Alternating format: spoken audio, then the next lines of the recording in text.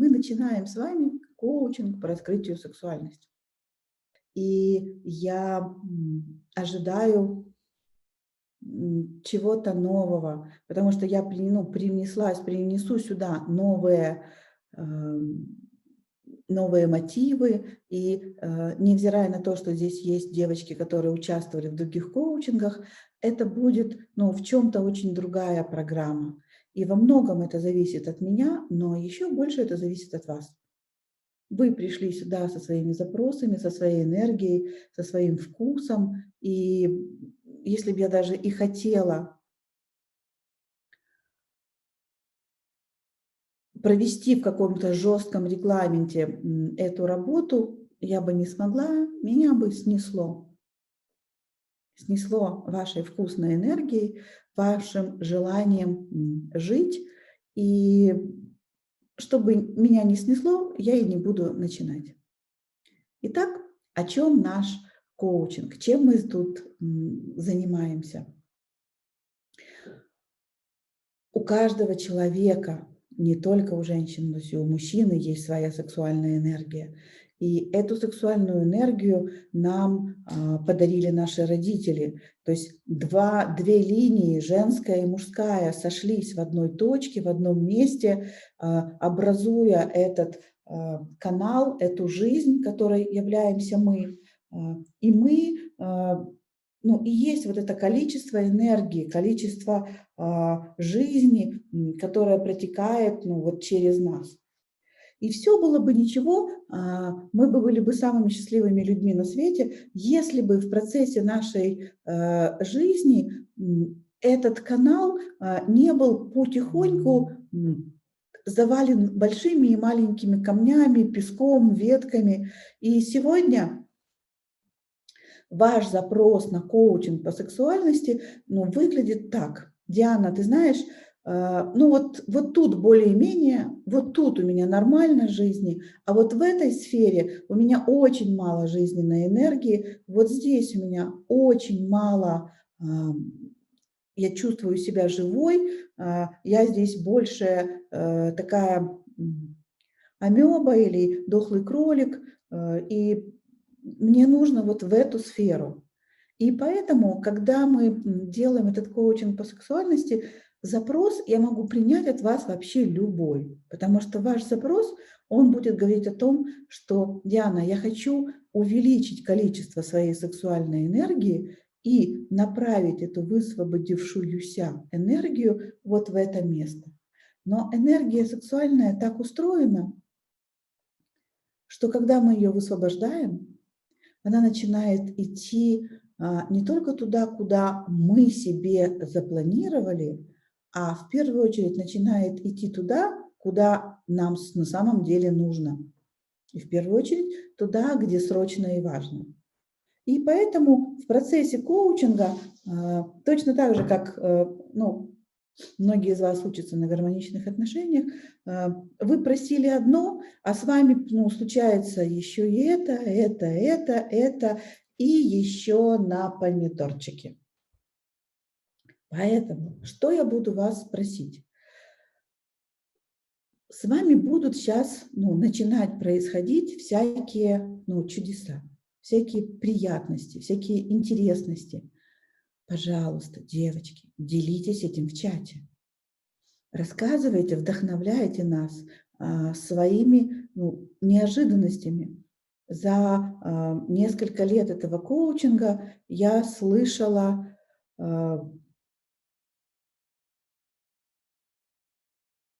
множество невероятных историй от такого, что, ой, вы знаете, пришла на коучинг, хочу развести, у меня молодой человек, я с ним хочу разойтись, он такой, ни рыба, ни мясо, я такая вся звезда, красавица, такая вся харизматичная, меня так все ценят в моем спортивном бизнесе, а этот, он такой... Вот. И в конце коучинга предложение руки и сердца, свадьба, потому что во время коучинга она поняла, что это ее дуал, и у нее идеальные отношения, и попался мужчина ее мечты, она просто не знала, что она об этом мечтала. То есть, ну, от таких историй до каких-то банальных, когда клиентка там на каком-то 5-м занятии писала нам: девочки, вы не представляете, какой ужас с нами произошел с мужем. Мы нашли 30 тысяч евро, которые потеряли. То есть мы их нигде не могли найти. У нас в это время гостил человек, мы его обвинили, он даже был под следствием, но за недоказанностью улик его освободили. Прошло, говорит, уже 5 лет, и мы нашли эти деньги. Вот. Мы не спрашивали, где они их нашли, они просто сказали, что в таком тупом месте, в таком неожиданном, как мы их туда засунули, понятие непонятно, но вот заныканные деньги были найдены. Ну, до таких мелочей, как «О боже, я теперь себя люблю, я у себя на первом месте». Я говорю с иронией, что это мелочи. С вами маленькое и большое начинает происходить. Может быть, оно начало происходить уже до коучинга. Знаете, когда психика сказала: «О боже, Господи, мы сейчас все-таки займемся этим долбанным сексом, бежать некуда, ну ладно, что-нибудь приоткроем». Может быть, уже какой-то процесс внутри и снаружи произошел. Теперь о самой сексуальной энергии. То есть давайте так, напишите мне в чате, что вы со мной согласны. Напишите в чате, что вы со мной согласны делиться в нашем чате в Телеграме. Потом здесь есть имена. Я бы хотела вас попросить, чтобы ваши имена были по-русски или на латыни, потому что я вижу иврит, и мне бы хотелось хотя бы на английском читать, как тебя зовут. Здесь сильная группа собралась, вы разнакомитесь. Я сегодня дам вам возможность увидеть друг друга.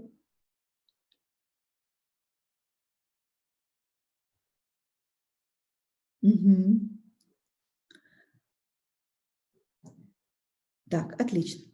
Теперь давайте поговорим о сексуальной энергии. Я буду с вами, девчонки, разговаривать о сексуальной энергии на всех возможных языках. На эзотерическом, на психологическом, на телесном, на языке ментала. Я буду называть сексуальную энергию дофамином. Я буду называть ее энергией кундалини. Я буду называть ее праной. Короче, я буду делать все возможное и невозможное, чтобы достучаться до вас, чтобы вы все-таки ее открыли. Но самую свою большую работу я буду делать из-под тишка. Так устроена женская природа, что мы все можем делать тышком-мышку. Так на Украине говорят. Втихаря. То есть, когда я начинаю распускать свой сексуальный цветок, когда я начинаю поднимать у себя энергию кундалини, и если я хочу вас очаровать, если я хочу оказать на вас влияние, а я это хочу, то вы не сможете сопротивляться. Потому что к вам придет жизнь и скажет: ты хочешь больше жизни? И сколько бы у вас не было комплексов, сколько бы у вас не было внутри табу, ваша природа, пока вы будете там думать, как мне ответить «нет», ваша природа скажет «да!» И вы не успеете опомниться, как вы будете уже чувствовать себя более наполненной. И так будет происходить, пока эта наполненность не зальет вас целиком. И вот такими нехитрыми приемами пользуются все женщины. И когда вы будете такой наполненной, когда вы будете такой вкусненькой, сладенькой, ням-ням-ням, телесной, когда ваше тело, душа и разум будут оргазмировать, будут наслаждаться, люди вокруг вас, предметы вокруг вас, события вокруг вас, деньги вокруг вас, все начнет наполняться вот этой высокочастотной вибрацией, энергией наслаждения, потому что вся Вселенная любит и любит, умеет и хочет наслаждаться. И вокруг вас будет меняться окружение. То есть кто-то кто не выдержит того, как вам хорошо, отвалится. И для вас это будет не проблема. А большинство, наоборот, притянутся к вам. Но из-за того, что вы будете уже наполнены, вы больше не будете той нищенкой, которая бегает по миру и ищет наслаждения, удовлетворения, любви, заботы. Вы станете более самодостаточной. И из-за того, что вам уже будут люди и события, и деньги не так нужны, им придется с вами меняться. Пока вы голодная, вам можно не платить. Или платить, мизер. Вы можете осознать, что я вам говорю? Я так хочу, чтобы меня любила Маша. Я так хочу, чтобы меня любила Маша. Если Маша меня будет любить, о Боже, все, я живая, я счастливая. Мы по незнанию называем это влюбленностью. Мы это идеализируем. Но это состояние голода. И я все отдам, чтобы Маша меня любила. И вот Маша на меня посмотрела благосклонно и кивнула. Машуль, давай, организуй мне. Я такая: Маша! Она меня поцеловала в щечку, она на меня посмотрела. Маша. И я готова все положить к Машиным ногам, потому что Маша для меня сегодня, она мне как будто разрешает чувствовать себя счастливой, чувствовать себя, не знаю, значимой.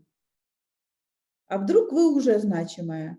В данном случае я. А вдруг я уже значимая? Вдруг я уже наполненная? Вдруг я уже налюбленная, вкусненькая? И тогда, общаясь с Машей, проявляя к Маше очень много эмпатии, я с удовольствием с ней общаюсь, болтаю, мне от Маши практически ничего не нужно. Мне не нужно от Маши вот этого благосклонного кивка головой.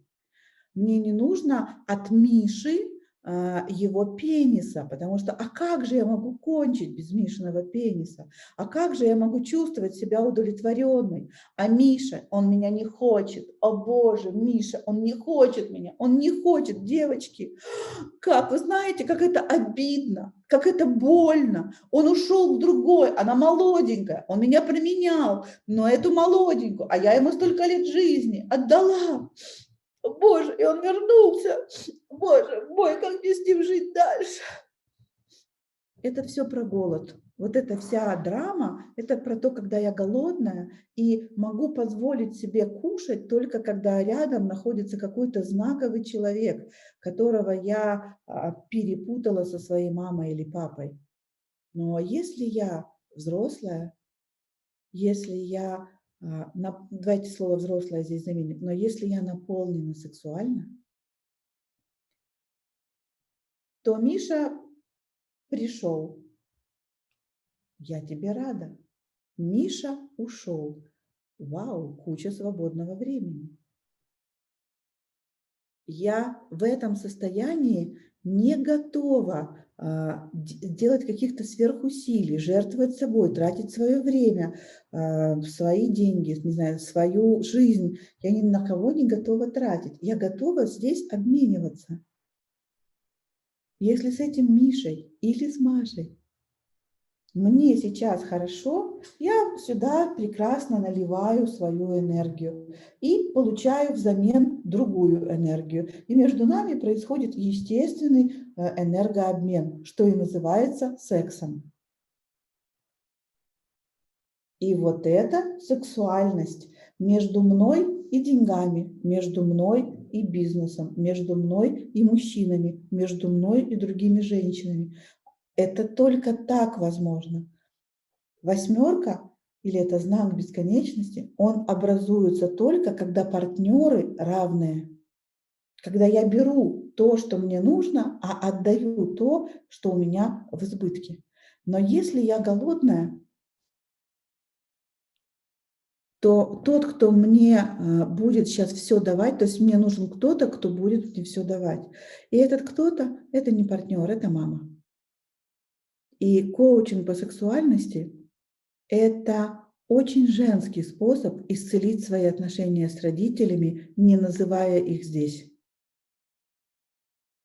не прося прощения, мы будем поднимать и выращивать свою сексуальность все более и более, то есть выращивая ее внутри себя, мы будем растить свой уровень зрелости, потому что сексом занимаются только взрослые люди, потому что сексуально наполненными являются только взрослые люди. Дети, они только принимают, родители, они отдают, а взрослые, они меняются.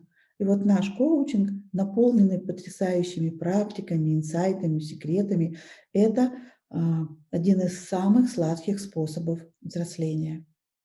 Вот куда я вас заманила. Стать взрослыми, стать богинями. Когда я говорю стать богинями, может, не надо это говорить? Сейчас я подумаю. Когда я говорю стать богинями, я под этим подразумеваю получить власть над собой. Увидеть, что вы настолько свободны, настолько прекрасны, насколько сами себя готовы в это пустить. Что там внутри нас есть бесконечный доступ к этой энергии. И я настроена достаточно серьезно. Группа сильная. Очень много девочек, кто пришел там второй, третий раз. Очень много женщин, которые сами мастера.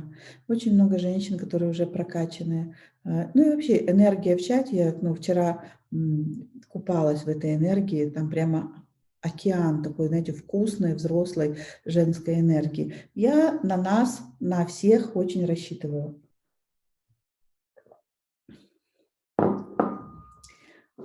Так, не могу изменить имя в Zoom.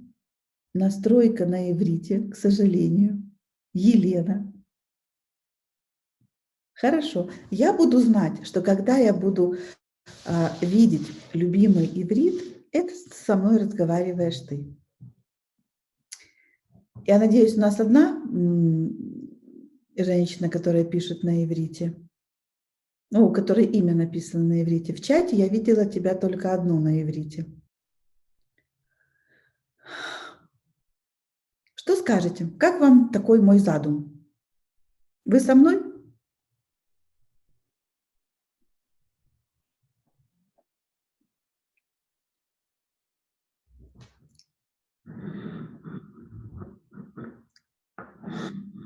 Полистаю пока свою. Ох ты! Я тупила. Я первые, получается, 20 минут разговаривала сама с собой и только с верхним рядом. А теперь я переключила, теперь я вижу каждую... А ну давайте, включите все, выйдите из тени, помните? Выйти из сумрака. Привет, привет! Привет, девчонки! Боже, как сладко вас видеть! Вау! О, здорово! Вау, какой оргазм! Повключались ваши матки. Класс! Ну что, раз матки уже зазвучали, поехали знакомиться сами с собой. Девчата, нам повезло. Родиться женщиной – это большое благословение. Потому что женщина, она рождается уже целенькой, XX. Я много раз это говорила, но здесь есть новые люди, которые не имели счастья еще это знать. Помните, в генетике 2 икса нашей хромосомы. То есть мы уже созданы готовенькие. То есть бери, наливай и пей.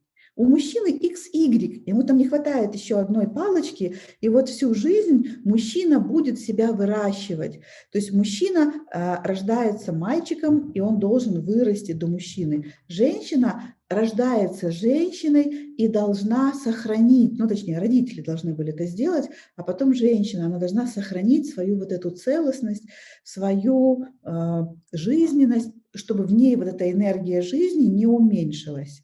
Потому что нам потом нужно эту энергию налить нашим детям. И нам же надо это сделать физически. Если мужчина это сделает интеллектуально, то мы должны это сделать физически. То есть способность рода продолжаться лежит на нас. И вот родить здоровых детей, чтобы эти здоровые дети родили здоровых внуков, потом правнуков, потом праправнуков, прапрапра, прапрапра. И женщина рождается, и у нее способность вырабатывать дофамин в 1008 раз больше, чем у мужчины. То есть гормона жизни у нас в 1008 раз больше. И на вопрос, кто из нас сильнее, физически выносливее, то есть физически поднять груз, это мужчина. А вот жизненной силы намного больше у нас. И вот наша задача эту свою жизненную силу вернуть себе. Где она была зарыта? Давайте чуток поговорим.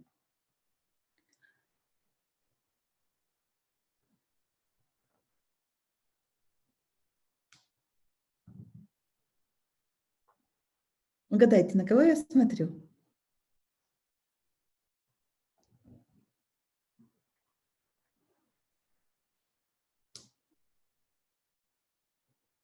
Да, на Машу. Ну, тут мне так повезло, у меня 3 Маши, так что теперь 3 Маши будут думать, о ком же это я? У вас красивые сережки. Спасибо. Я очень старалась выбрать сережки под настроение. У меня всегда внешний вид будет такой, какую тему я собираюсь поднимать. То есть я всегда знаю, о чем я буду рассказывать. А как я знаю? Я слушаю свое состояние. Под это состояние я выбираю макияж, украшения, одежду, и тогда я понимаю, что я расскажу. И сейчас я невероятно авантюристична. То есть я задумала аферу, я прямо слышу, как у меня там внутри все так в предвкушении. Итак, где мы теряем потеряли эту сексуальность? Первое, самое неприятное, где мы ее потеряли, это в христианстве. Когда мы выросли с идеями о сексе как о чем-то очень греховном. И только в замужестве, и только под простыней, и только там с потушенным светом, и только после законного брака. Я не призываю вас, ни себя в какие-то тяжкие с 3-4 партнерами. Я просто показываю, что исторически, архетипично очень много от темы секса отрезало наше, скажем, неверное понимание вот этого религиозного канона. И я буду очень осторожна с нашими религиозными канонами, чтобы не вступать в очень сильное противоречие, которое там живет у вас. Так, итак, это было первое, что вся Европа, да, собственно, вообще-то все человечество последние там несколько тысяч лет жило в этих социальных табу, в религиозных табу. Потому что, мне хотелось сказать, Европа, но какая же Европа? У мусульман та же история, и у иудеев та же история, у индусов, которые вообще авторы Камасутры, там Камасутры давно нету, там все тоже табу, табу, табу. У японцев табу, у китайцев табу. Короче, мы так все хорошо постарались заморозить свою сексуальность. Когда сексуальность у людей заморожена, что происходит с человеком? У него появляется внутренний конфликт. С одной стороны, он мечтает о сексе, то есть чем больше его блокируют, чем больше у человека сексуальных всяких фантазий и мыслей на эту тему. То есть он все больше зациклен на сексе. То есть секс перестает быть чем-то естественным, типа дышать воздухом, а становится каким-то таким угощением типа черной икры, и многие в жизни эту икру никогда и не попробуют, я имею в виду секс. С другой стороны, то есть с одной стороны это что-то очень табуированное, а с другой стороны это что-то очень желанное. И когда мы запрещаем людям секс, они потом спокойно занимаются сексом, и при этом часть их психики чувствует себя там грешницей, развратницей, плохой, виноватой. А это идеальный инструмент для того, чтобы управлять массами. Когда люди чувствуют себя виноватыми, когда им стыдно, они очень легко управляемы. И сегодня миру Не так нужны управляемые люди, поэтому мы с вами сидим на этом коучинге. Сегодня миру понадобилось в миллионы раз больше свободных людей. Сегодня мир фриланса, сегодня мир стартапа. Сегодня нужны люди, которые придут и создадут новую культуру. Новую культуру рабы не создают. И, может быть, вы знаете, Моисей, когда вывел евреев из Египта, они там были в рабстве. И он 40 лет водил евреев по пустыне не потому, что он не мог найти землю обетованную, а потому что он хотел, чтобы родилось второе поколение детей, которые не будут знать рабства, чтобы с этими свободными людьми построить новое государство, построить новую страну. И для того, чтобы построить новый мир, миру нужны сексуально свободные люди, которые не будут совершать сексуальную революцию, а которые будут спокойно относиться к своей сексуальности и спокойно ее реализовывать. И вот теперь мы переходим к самому важному, что в самом начале сексуальная энергия – это будет физически про секс. Это будет именно про физику, про то, чтобы в вагину вошел пенис и совершались фрикции, и женщина там испытывала возбуждение, у нее звенели соски, у мужчины капали капельки пота со лба, у него было учащенное дыхание, повышалось давление. И в результате этого соития произошел выброс энергии у женщины в высший участок мозга, в гипоталамус, а у мужчины энергия опустилась в его чресло и произошла эякуляция.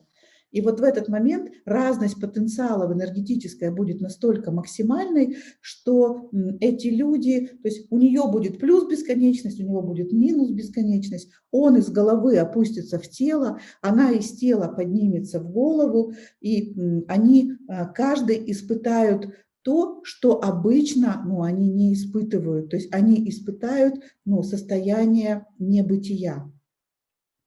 То есть в этот момент и женщина, и мужчина испытывают это вот состояние, мы называем это блаженство, сейчас я его назову правильно, что меня нету. То есть вот меня нету, и вот это и есть состояние оргазма. И когда это происходит у партнеров одновременно, это энергетически друг на друга накладывается, и происходит такой взрыв сверхновой, то есть вырабатывается очень много прекрасной энергии. И из этой энергии рождаются иногда дети, но чаще всего из этой энергии рождаются какие-то классные проекты. В всяком случае, так должно происходить. И те дети, которые уже есть у этой пары, от каждого нового секса, когда они оба испытали оргазм, вырабатывается вот это огромное количество энергии, и она поступает к уже существующим детям, и дети испытывают прилив сил, когда родители занимаются сексом. И те проекты, которые делает пара, то есть их дом, их быт, их бизнес или работа, их машина, цветы на огороде, все это получают, этот доступ к этой энергии, все становится наполненной жизнью. То есть вот это такой смысл происходящего. И сегодня миру это как никогда нужно.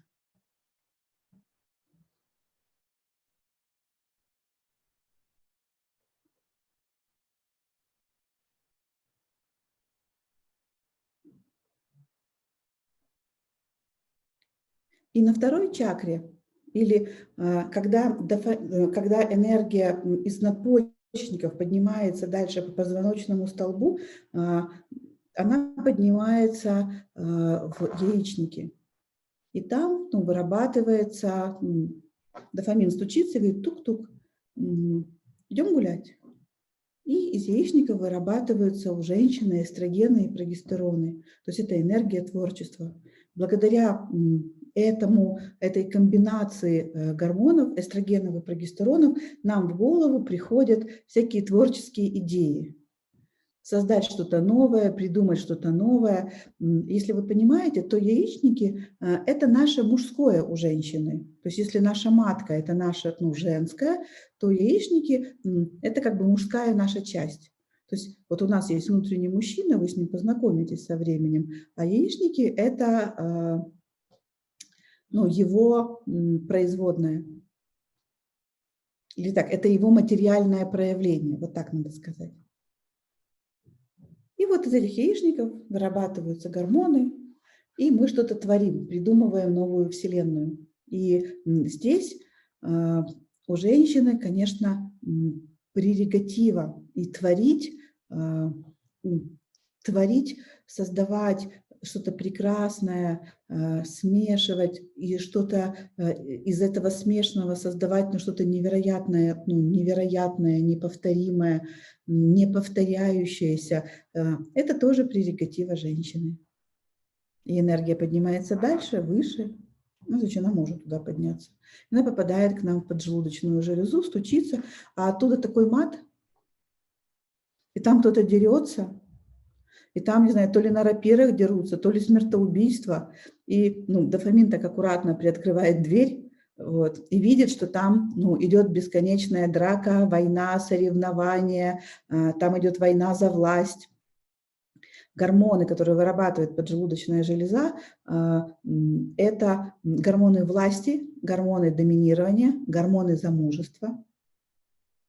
То есть когда у вас есть достаточное количество этой энергии, у вас хороший, счастливый брак, то есть вы можете отстоять свои границы, вы можете так вести себя с мужчиной, что он понимает, что уже 89-е свидание в этом году было, а он все не мычит, не телится. И вот когда у вас включается этот гормональный центр, то женщина, она себе говорит, окей, у него есть еще 3 месяца фору, если он мне не делает предложение, мне надо замуж. И мужчина начинает чувствовать, что она к нему как-то охладевает, она становится какой-то чуть отстраненной, он пытается играть свои игры, а женщина не ведется больше на эти игры. И мужчина говорит, хочу жениться. И он приходит ей с кольцом, и она такая, она играет эту игру, вы все ее знаете, как играть. Я не ожидала. Хотя 90% женщин знают, что он пришел с кольцом, знают, что сейчас он будет делать предложение, знают, что на самом деле он приходит и говорит, пожалуйста, дай мне энергии, вот тебе, залог, я точно. И, выглядит внешне это, что он ей делает одолжение, но внутри на самом деле все наоборот. Женщина говорит, да, я согласна, и ладно, вот тебе наливаю энергию, но, до 5 числа, пока мы не объявим день свадьбы. Если там 5-го свадьба не произойдет, я снова перекрываю краник.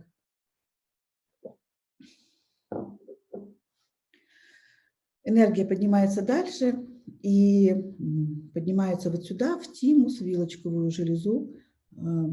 И здесь наша способность любить, здесь наши эндорфины, способность радоваться жизни. И это очень сильная женская сторона. То есть это вообще наша самая сильная часть. И когда сюда поднимается сексуальная энергия, то женщины чувствуют себя неуязвимой. Потому что если вы умеете любить, если из вашего сердца течет любовь, то эта любовь течет в самое уязвимое место мужчины. Оно течет в его сердце.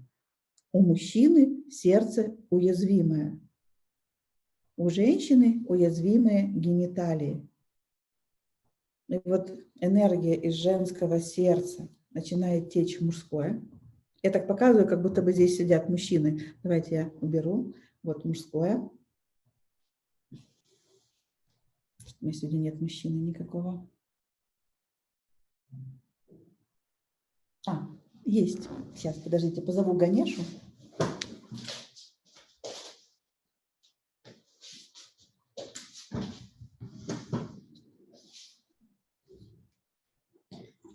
Вот, будешь мне помогать.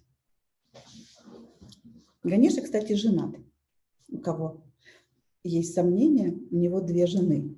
Его сразу женили на 2 молодых девушках, сестрах, старшей и младшей. Никаких вопросов не было, кстати. И вот я женщина, и я наполняю любовью мужское сердце. И когда оно, мужское сердце, наполнено любовью, энергия мужчины течет вниз, в его гениталии, и мужчина начинает хотеть женщину. И энергия его желания вливается в наши гениталии. И когда она вливается, она поднимается к нам в сердце. И из нашего сердца идет в сердце мужчины. И оттуда опускается в его гениталии. Из его гениталии переходит в наши, поднимается в наше сердце. И вот это малая космическая орбита. Это не все, что может быть в паре, но отсюда, из этого движения рождаются отношения или рождается начало отношений.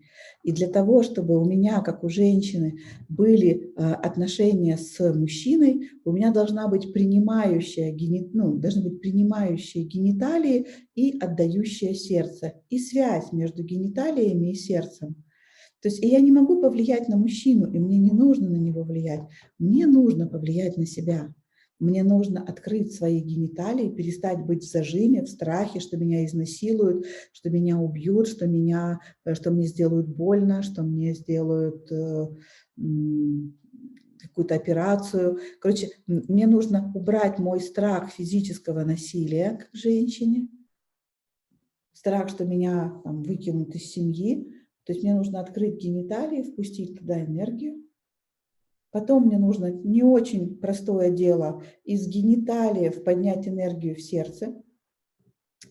И женщин, у которых открыты гениталии, но закрыто сердце, в мире называют блядями.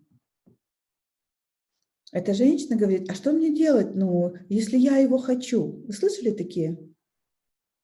То есть она пришла на первое свидание и говорит: а что мне делать, я его хочу. И для меня всегда было непонятно, хочется, перехочется, взяла себя в руки. У тебя первое свидание. А она говорит: так я... А мне прямо непонятно было. У меня много таких было знакомых, с которых я вообще не понимала, что это за поведение такое. Я тогда еще не изучала сексуальность. Я думала, что вот у меня все правильно, а вот у нее как раз, все, вот у нее все неправильно. Выяснилось, что у нас у обеих все правильно и неправильно одновременно. Просто у меня были закрыты гениталии, которые открывались только, знаете, когда этот 10-значный код, а этот код никто не знает, потому что там был такой список Шиндлера написан. Я понятно объясняю? То есть, да, оно открывалось, знаете, как у меня сексуальность открывалась в постели. То есть муж, потушенный свет, я не знаю, подмытая, ноги депилированные, не знаю, волосы хорошо уложенные, свечи включенные. То есть, все, я понимала, все нормально, вот это сексуальность. И знаете, и вот такого я жару могла дать. Но туда попасть, в эту спальню со свечами, было очень сложно, потому что этот код практически никто не мог нажать.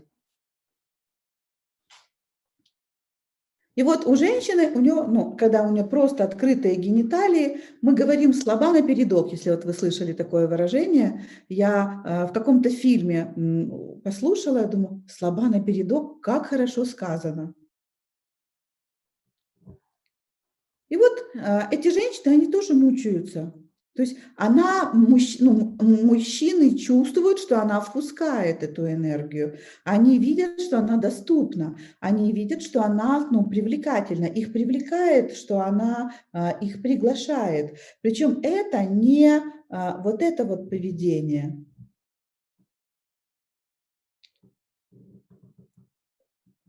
Это можно не проявлять физически никак. Это просто мужчина считывает, потому что его энергия проникает в эти гениталии. То есть она туда заходит, он слышит, что гениталии открыты.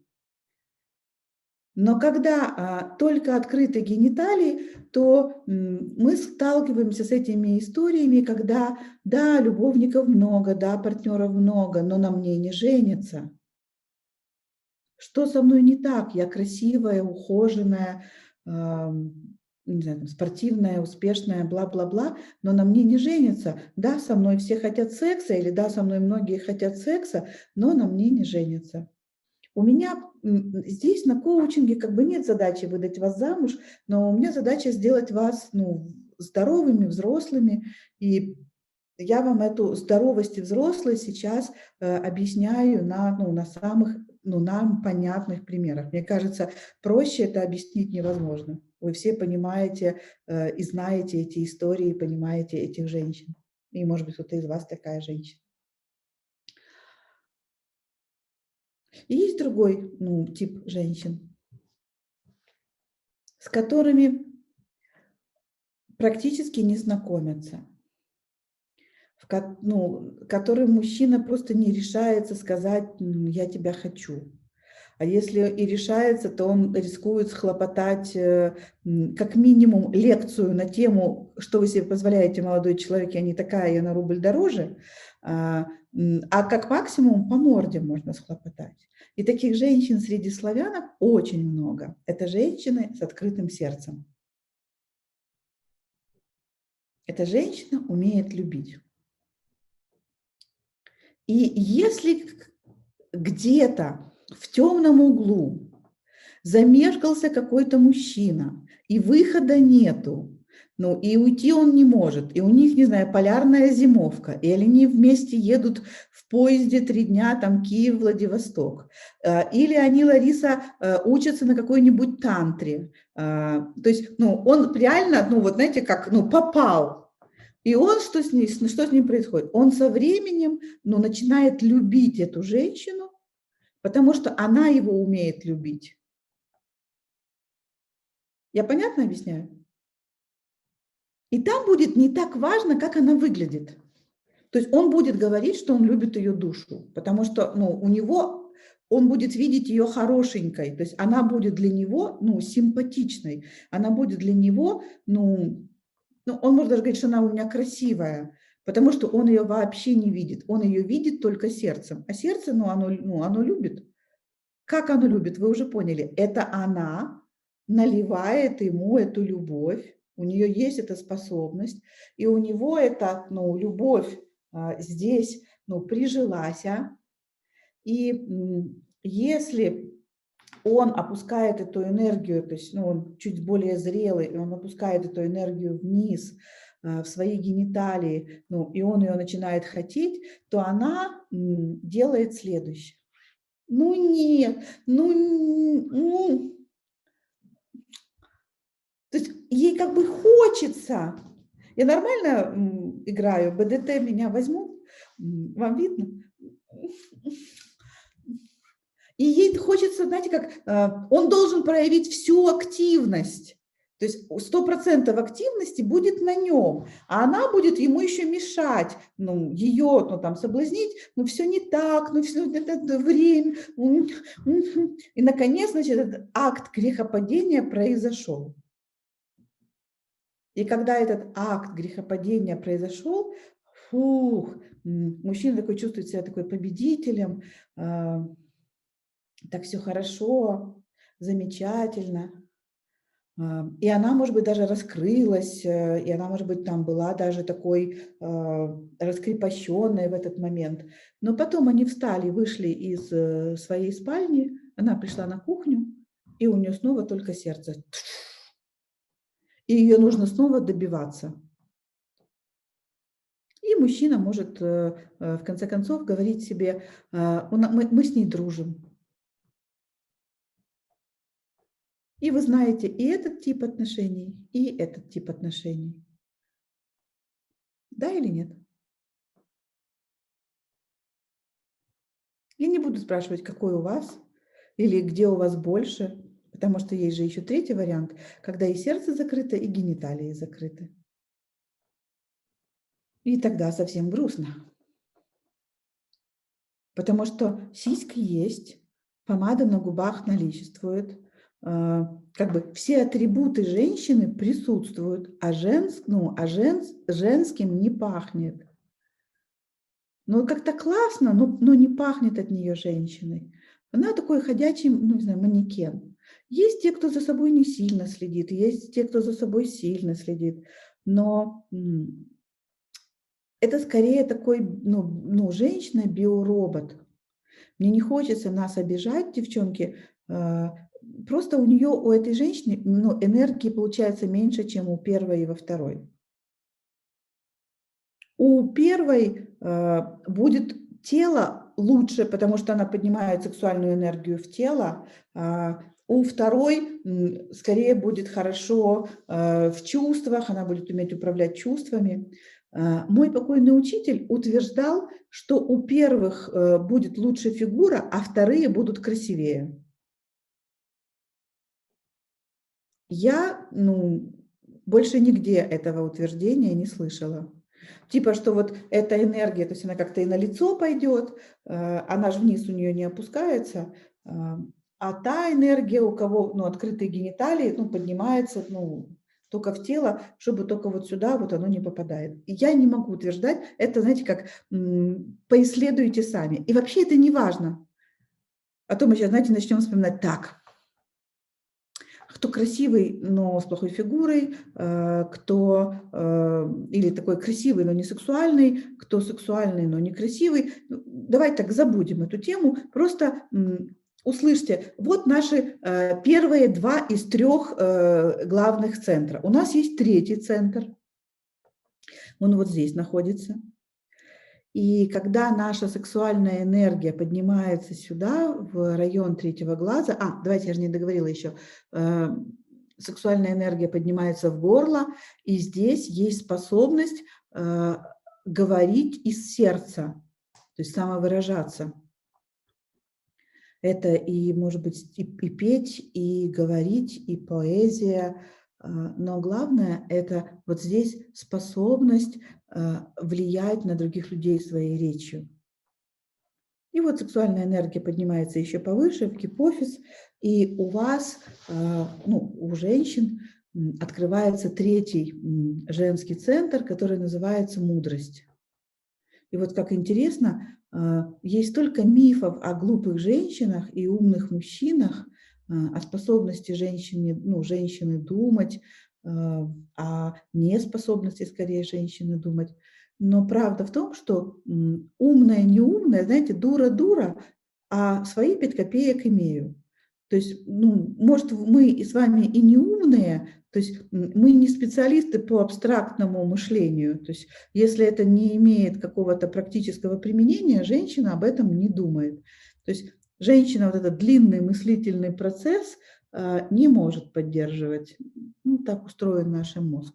Но вот мудрость – это понимать суть явления, понимать, что зачем стоит, понимать, видеть правду, зрить в корень – это способность женщины. И когда сексуальная энергия поднимается сюда, женщина испытывает самый высокий уровень оргазма. То есть у нее в теле все время живет эта оргазмичность. И она и телесная, и эмоциональная, и ментальная. Или на каком-то другом нашем языке, когда у женщины сексуальная энергия поднимается в гипофиз, у нее есть состояние такого прояснения, и у нее в голове затихает. Поскольку голова не наша сильная сторона. Успокоить хочу всех.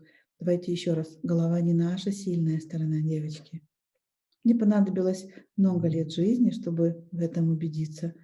У меня 13 высших образований, и кто-то говорит «ого», а я вам говорю «угу».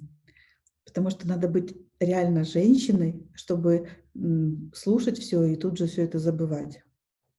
То есть оно в сознании у женщины не остается. Все знания у женщины идут в бессознательное. У нас очень сильное бессознательное, и оно потом становится мудростью. То есть я не знаю, почему я это знаю, я не знаю, откуда я это знаю, я не знаю, как оно между собой соединилось, но я знаю готовый ответ.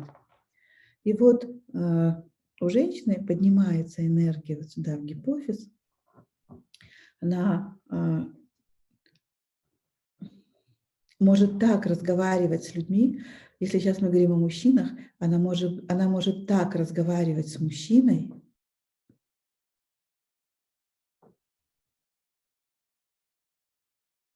что он получает оргазмическое, эстетическое наслаждение, чувственное наслаждение от общения с ней. Он может не прикоснуться к ней, не иметь такой возможности, как в Японии гейши. Если она гейша, то он ее никогда не трогает. Она с ним общается, и она ему поет, и она с ним говорит. И вот она с ним говорит вот отсюда. Не в смысле только отсюда. Она говорит и из гениталий, и из сердца. Она соединяет эту всю энергию в одно и разговаривает с ним. И он испытывает, потому что у мужчины здесь вся энергия, то есть вся их сексуальная энергия находится сверху. У нас сексуальная энергия находится внизу. И когда женщина смогла поднять вот сюда гениально свою сексуальную энергию, мужчина говорит, с ней есть о чем трахаться. Слышали это выражение? Или он говорит, с ней не о чем трахаться. Это значит, когда женщина только на гениталиях держит свою сексуальную энергию, мужчина очень быстро приедается, потому что физика, ну, физическое тело, оно любит разнообразие. Мы на уровне физического тела не можем есть любимую икру или любимую гречневую кашу. Нам нужна разная еда, нам нужны физически очень разные впечатления, разная одежда, разные люди для общения. И если у женщины сексуальная энергия только внизу, то мужчина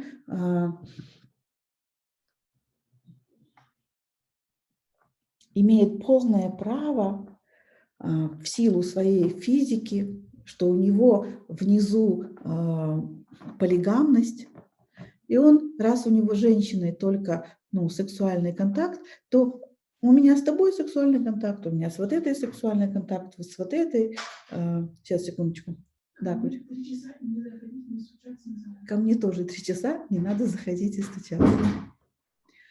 У меня с этой женщиной, с этой женщиной. У меня с этой есть, а с этой может быть, а с этой будет, с этой, может быть, никогда не будет, но было бы неплохо. И он в этом абсолютно честен, потому что его пенис, улавливает как бы разный вкус, и ему хочется и мандаринку, и апельсинку, и бутерброд с икрой, и кефирчик, и йогурт, и, давайте мне придумайте, и кусочек мяса. И вот так для его физики выглядят женщины с другими вагинами. И они говорят, мужчины, которые приелись, у кого было много любовниц, они говорят, слушай, там внутри все одинаковое, все так устроено, плюс-минус килограмм, всунул, вынул. Они так обесценивают этот секс, потому что на уровне физики там он не очень вкушает, он не очень переборчив. А есть вариант, при котором все открыто.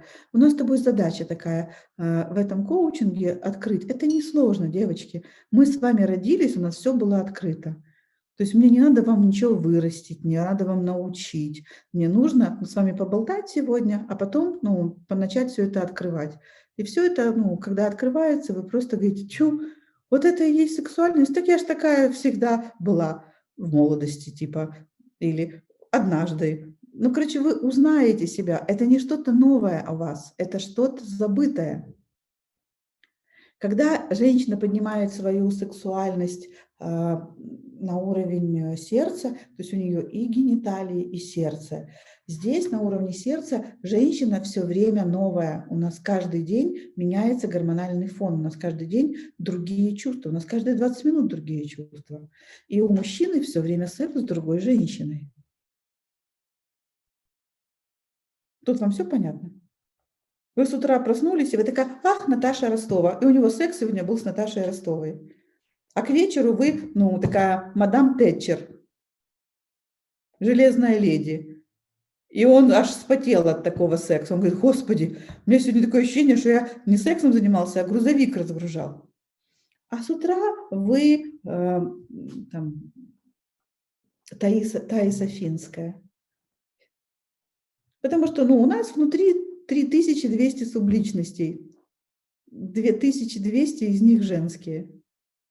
И кто из них там проснулся с утра, или кто из них, ну, возбудился, ну, никто не знает. Но главное, что мы, как женщины, к этому очень спокойно относимся, что у нас внутри куча народу. Ну, настроение все время разное, чувствую себя по-разному. Мне надо вас в этом убеждать, или здесь мы едины? Напишите мне «да», или кивните мне, или скажите «нет». Все знают, что сама не знаю, какой буду завтра утром. Ничего обещать вам не могу. Сама с интересом с утра просыпаюсь и думаю, а я кто сегодня? А сколько мне лет? А я вообще женщина сегодня или мужчина?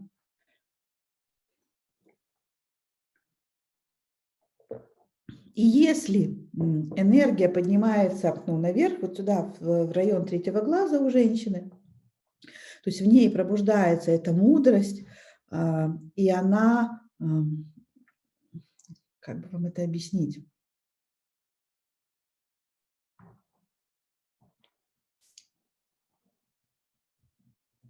Я вам сейчас покажу это, девчонки.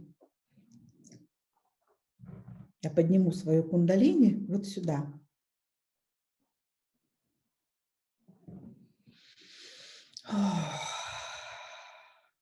Недолго надо было ждать. Какой становится женщина? Какой я стала?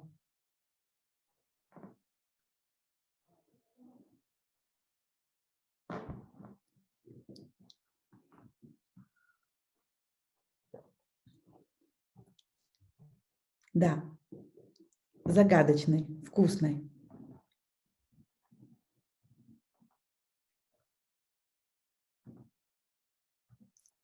Обворожительной, глубокой, манящей. Вау, волшебство, манящее. У меня засветились глаза. Видно? Лорик, смотри, одевай очки свои. У меня светятся глаза. Из них идет какой-то нереальный свет. Я как-то так начинаю смотреть на этот мир, как-то так, ну, вас воспринимать. Ну, то есть, знаете, что такое глаза мудрости? Это глаза Бога.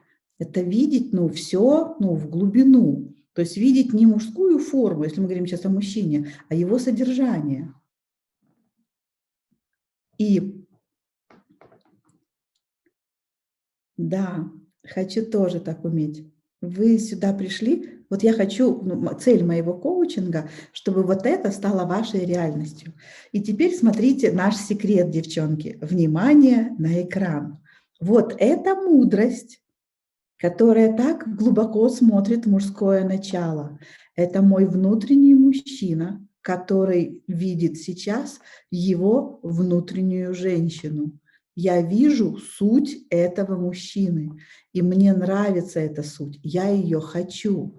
И я попала в самое сердце мужчины. То есть не вот в это сердце, а в его, ну, в его суть, в то, что он прячет от всех, его внутреннюю женщину, его вот эту, ну, маленькую, любимую им слабость. Ну, снаружи мужчина твердый, а внутри он мягкий. Женщина внутри твердая, а снаружи мягкая. И вот эта твердость моя, вот этот мой мужчина, он смотрит на его женщину. И вот это тот момент, когда мужчина, ну, теряет сознание от женщины. Когда он, ну, если его женщина внутри сказала «да», то есть если вы до нее достучались, если вы, ну, взяли ее в плен, если вы ее хотите, она там сидит, бедняжка, одинокая совершенно, ее никто не видит. Все видят его внутреннего ребенка, ну, слабого, травмированного. Ну, из нашей травмы мы смотрим на его травму. Но когда мы вот этими глазами смотрим на его внутреннюю женщину, она, ну, она содрогается. Я меня видят. Боже, меня заметили. А какой он? А он, боже, какой он прекрасный. И тогда мужчина говорит, боже, моя женщина, это что-то самое невероятное.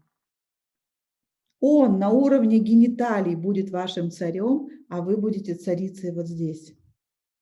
Он будет с вами так трахаться, потому что весь его внутренний мужчина, то есть внешний мужчина, получил приказ от женщины: держись этой бабы. Ты что, это нам надо. Вы знаете, как женщина умеет держаться за мужчину? И когда его внутренняя женщина говорит: фас! Это и есть истории вот о той любви, которая остается в веках. А снаружи мы будем говорить, что за каждым, великим мужчиной всегда находится мудрая женщина. Потому что когда он вот такой включенный, когда в нем включилась его внутренняя женщина, его остановить невозможно. То есть у него внутри включается его процесс, его мужчина и его женщина оживают. И вот вы та, которая можете это включить в своем партнере. Или в своем будущем партнере, или в своих клиентах, или в своем начальнике. Неважно в ком. И вот сюда мы с вами и идем. Как вам это путешествие? Что скажет моя Маша из Лос-Анджелеса с накрашенными губами? Классно, классное занятие сегодня вообще. Каждое слово слышу и чувствую, что важнее. Да, здесь слова вообще так, знаете как, я могу петь вам серенады, если бы я лучше пела, я больше говорю лучше, чем пою. Но если бы я лучше пела, потому что все, что я делаю маткой. Я рассказываю вам, историю маткой, своим телом. Я инициирую вас. И вот это вы все умеете делать. И есть 4-й уровень. Он подвластен даже не единицам. Это вот здесь уже, над нашей головой. И я попробую поднять туда энергию, может быть, у меня получится. Хотя уже на этом уровне, уже прекрасно, но попробую. У меня сегодня получается.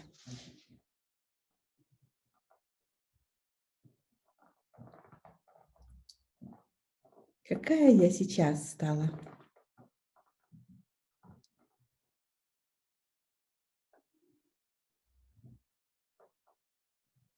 Лорика, делай очки.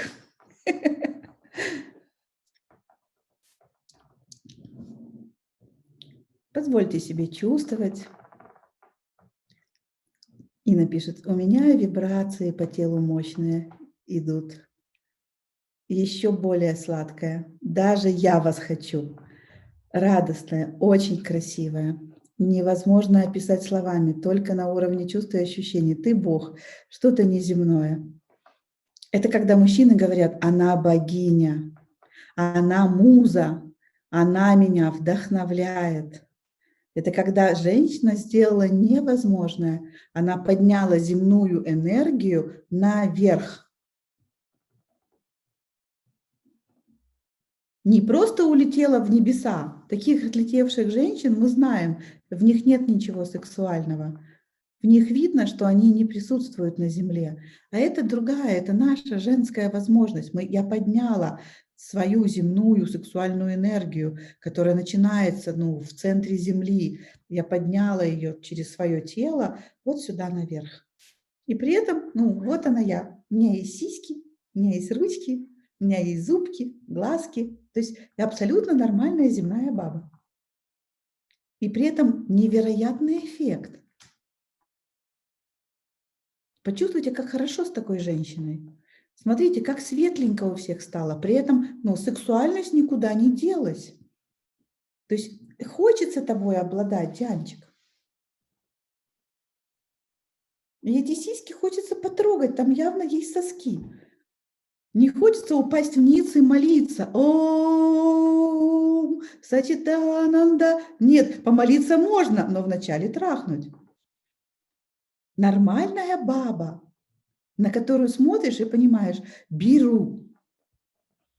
И вот это состояние беру, его испытывают не только мужчины, его испытывают деньги, его испытывают клиенты, его испытывают партнеры, собака, дом. Весь мир хочет к вам, потому что у вас есть и женское, и мужское. Вы ну, в целенькое.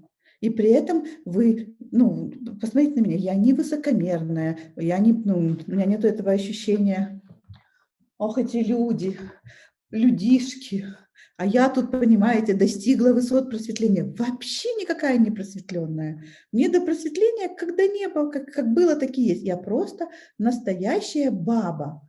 Вот, ну, вкусная, ну, которая и картошку сварит, и по мозгам даст, и, ну, и посидит, песни споет.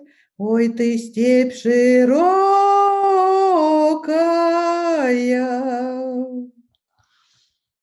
И о чем-то умном поговорит, и о политике что-то, ну, и про Навального можно пообсуждать.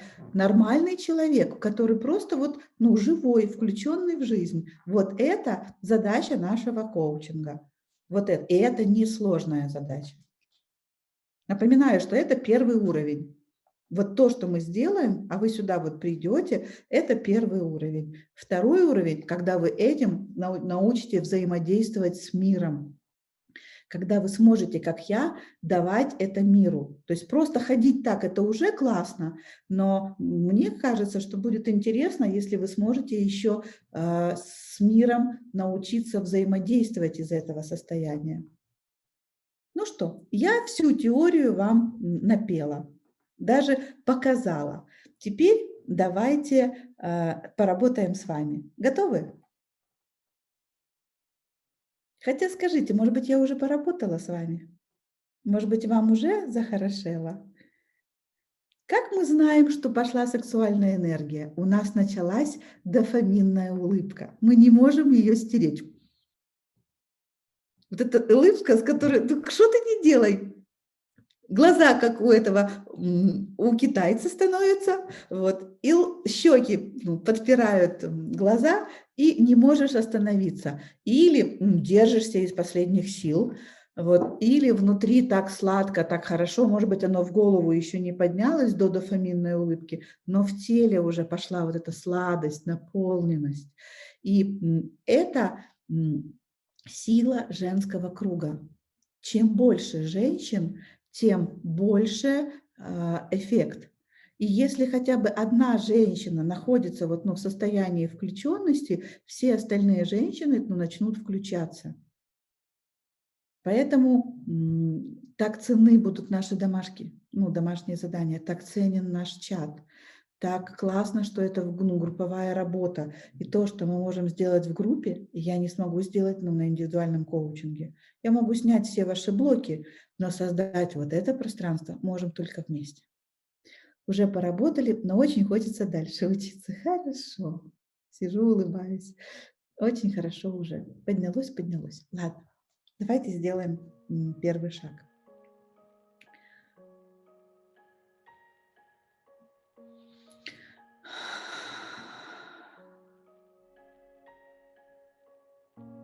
Обратите внимание, то есть переведите свое внимание на свою матку. Это место, откуда рождается жизнь. Даже если ваши дети будут только вашими проектами, если никогда вы не родите физического ребенка, все ваши проекты, все ваши успехи, все ваши цветы, которые будут расти на вашем подоконнике, они будут питаться энергией из матки. Матка соединена, или матка – это проход в трансцендентное, это проход в непроявленную энергию. В физике мы изучали с вами два вида энергии – потенциальную и кинестетическую. Вот здесь находится потенциальная энергия, энергия возможностей. И за ней охотятся мужчины. И когда женщина говорит, я не могу реализовать свой проект, сударыня, вы сидите на пороховой бочке, вы сидите на входе в ту энергию, которая выходит из непроявленного в наш материальный мир, и что-то рождается. И когда у женщины что-то не рождается, то понятно, куда надо посмотреть. Вот какой дар есть у нас между ног. в наших гениталиях. Мы будем говорить и о клиторе, и о половых губах, и о вагине, но все начинается с матки. И вот сейчас очень нежно, с большой любовью, мысленно погладьте вашу матку. Кто захочет погорячее, то оближите ее. И вы вдруг обнаружите, что вы начали двигаться. Особенно, если вы не поленились. Вы можете выключить видео, если вы стесняетесь. Вы можете спрятаться от меня, чтобы делать это втихаря, потому что у нас же первое занятие, и вы еще не знаете, на какие пакости я вас подобью делать домашку друг с другом. Вы будете такое друг о друге знать, вы будете такое друг с другом делать, что то, что вы делаете это в скайпе, вас будет спасать. Ну, не в скайпе, а в зуме вас будет спасать. Потому что ваш ум будет говорить: «О боги! Слава Богу, что это не Самуи». Но помните, что этот тренинг родился из физического тренинга. Итак, если ее лизнуть, как лучше, лизнуть или потрогать руками?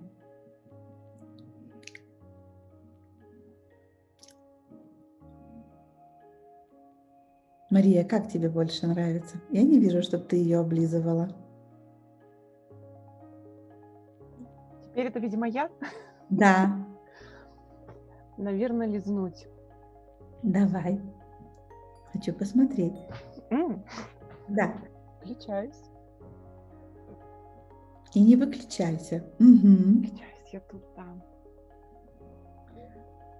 Не могу выбрать, а ты и то тогда делай. Ее же можно гладить, потому что гладить там немножко так щекотно, а когда лизнуть, такое возбуждение рождается, разного вкуса прикосновения. И то вкусно.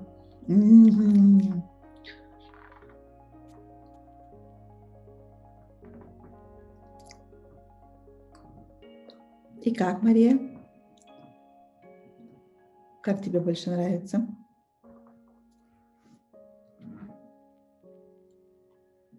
Такая опаска почему-то к ней прикасаться. С одной стороны, очень хочется, да, а с другой стороны, знаешь, как будто вот холодное-холодное мороженое или наоборот что-то горячее. То есть ты так языком туда тянешься, он так прикасается и такой обратно отскакивает. Вот, да, не могу себе до конца позволить. Я вижу. Ну, прям так и хочется, и уже, знаешь, во рту такой вкус, и так, хочу, вкусненько как, да. И вот это табу, Да. будем долго его обсуждать, а надо просто идти сквозь этот страх и облизать ее всю снаружи и потрогать всю ручками. И что с вами произошло? И что с вами происходит сейчас? Я потеряла группу, ну и ладно, процесс важнее. Делая это упражнение, задайте себе вопрос: где я была раньше?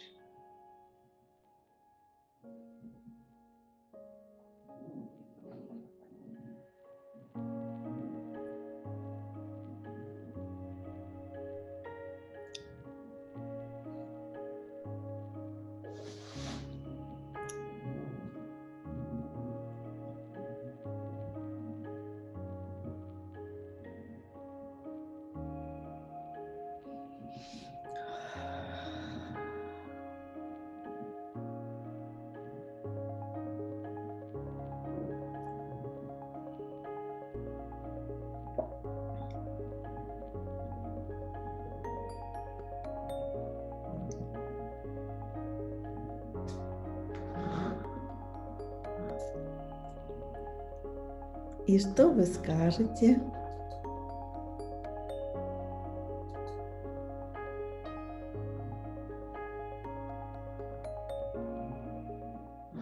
Ну ладно. Ладно, никто со мной не разговаривает.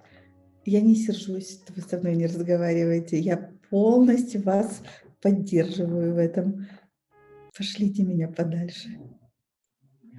Дианочка, ну когда уже начинаешь, когда себе разрешаешь, то уже становится все равно горячая она, холодная она, то есть она так открывается как бы навстречу, вот, как сказать, она открывается навстречу вот этим ощущениям во рту, вот этой сладости во рту, она открывается, становится тепло, у меня как-то даже мышцы живота стали двигаться сами по себе, да.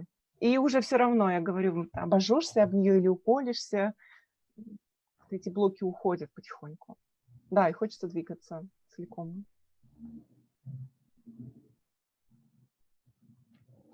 Так, до слез. Офигенно хорошо. Очень дипломатски и приятно. Очень забавно поднимается настроение. Необычно. Ох-охо. Муж зашел ко мне в комнату, а у меня много вины поднимается, и я хочу плакать, и холод по телу, дрожь. Прекрасно, Ирина, чудесно. Смотри, с каким ты процессом встретилась. Расслабляюсь. Оксана, мне она представляется мягкой, нежной, теплой и влажной, как губы. А что ты ощущаешь, Оксана? Маточка задышала и ожила. Что вы ощущаете, когда вы погладили и облизали свою маточку? Матку.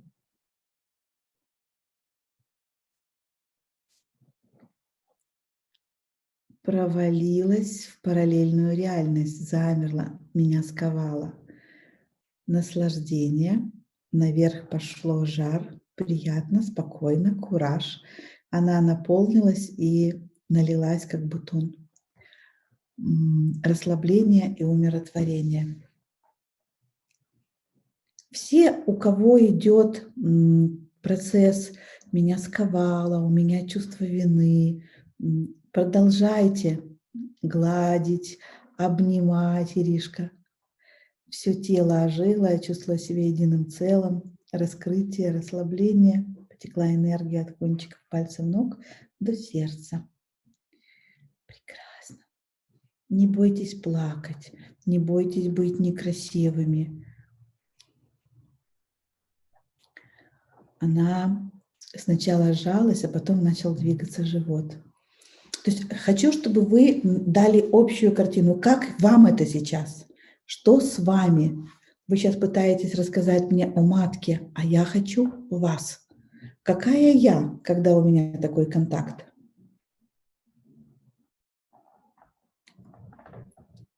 Я наполнена. И так захотелось танцевать, и это божественно. Живая и наполненная, живая. Девчонки, сколько времени нам понадобилось, чтобы ожить?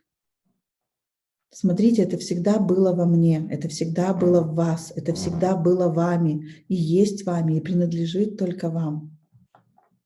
А я хочу заняться любовью. Займись.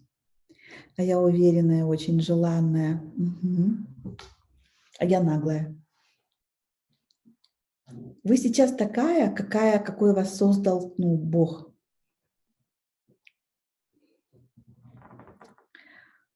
Вначале кайф, потом стало страшно.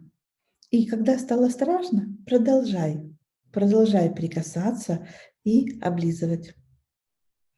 И просто смотрите, что-то из этого лучше на вас действует. Или ваши прикосновения, или то, как вы облизываете свою матку. Довольная, как пьяненькая. Пошли слезы от расслабления.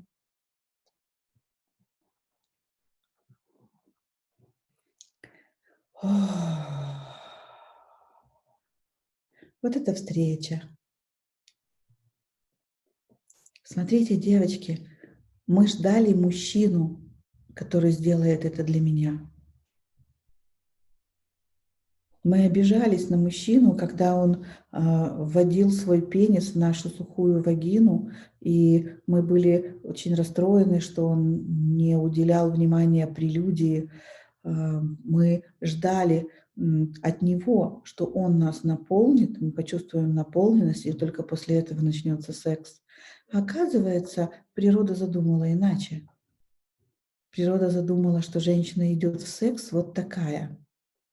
Вас сейчас долго нужно возбуждать? Вам нужны длинные прелюдии сейчас?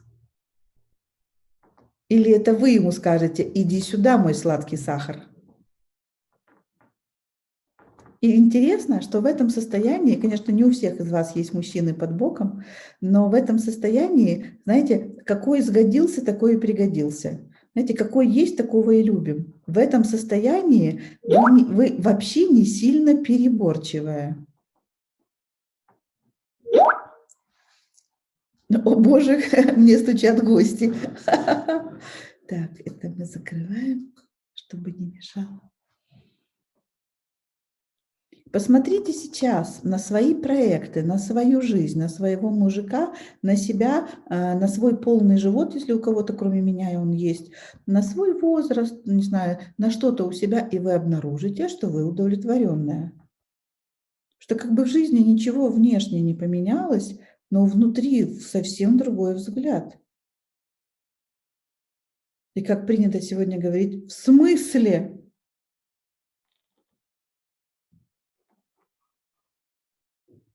Блин, ничего не раздражает, ничего не бесит. Возмутительно.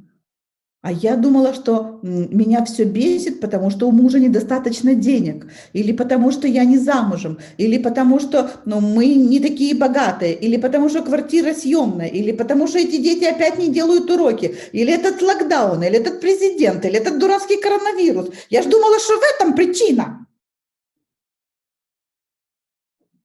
А сейчас я понимаю, что все это меня вообще, не гребет. Ну да, вот такая реальность. И что? Это что, повод, не кайфовать? Закончим жизнь через 15 минут. Вон идет огромная волна. Да, до свидания, милый. До свидания, мои детки. Блин, все равно кайфую. Что это такое? Не страшно умереть, нету смысла о смерти. Вы что со мной сделали? Верните мне срочно деньги. А кто теперь будет к терапевту ходить? А кто теперь будет мозг выносить? Муж вас не узнает такую. Алсу, я требую, чтобы ты вернула, нет, чтобы ты потребовала у меня возвращения денег. Это что? И это первый день коучинга? Ты с ума сошла, Щербанская? Ты что вообще? Это надо было через 10 лет нас довести до этого состояния. И ты говоришь, что ты с этого и что, это только начало? Я говорю, да.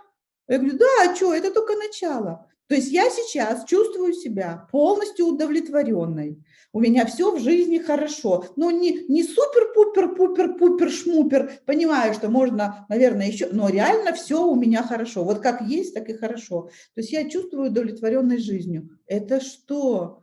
Коучинг по сексуальности? Или коучинг по просветлению? Я говорю, нет, клянусь, коучинг по сексуальности.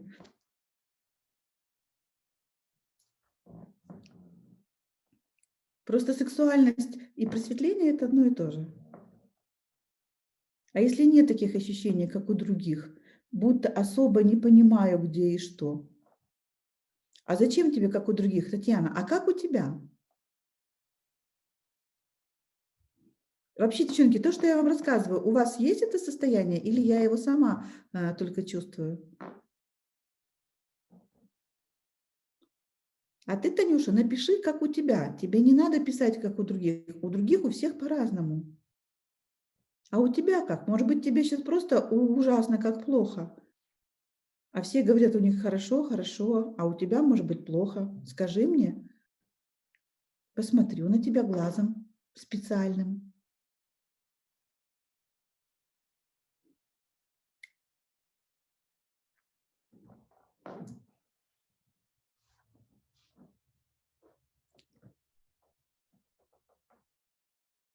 Аня пишет, у меня тревога.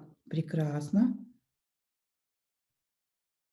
У нас есть 2 уже человека. Включайся на большой, то есть или включи вначале звук. Давайте, кто первый? Так, Оксана, есть, хочется только секса с любимым, а так жизнь удалась. Сейчас ты и секса не захочешь. Так, у меня хорошее трансовое состояние от поля группы. В это состояние можно теперь входить в любую ситуацию, когда хочу. Да, вот для этого нужно будет недельку, ну, это потренировать, когда не будет поля группы, когда не будет меня, попробовать это с самой собой, и потом я покажу, как это делать в домашке, ну, с кем-то. Девочки, Аня и Таня, вы хотите, чтобы я с вами поработала?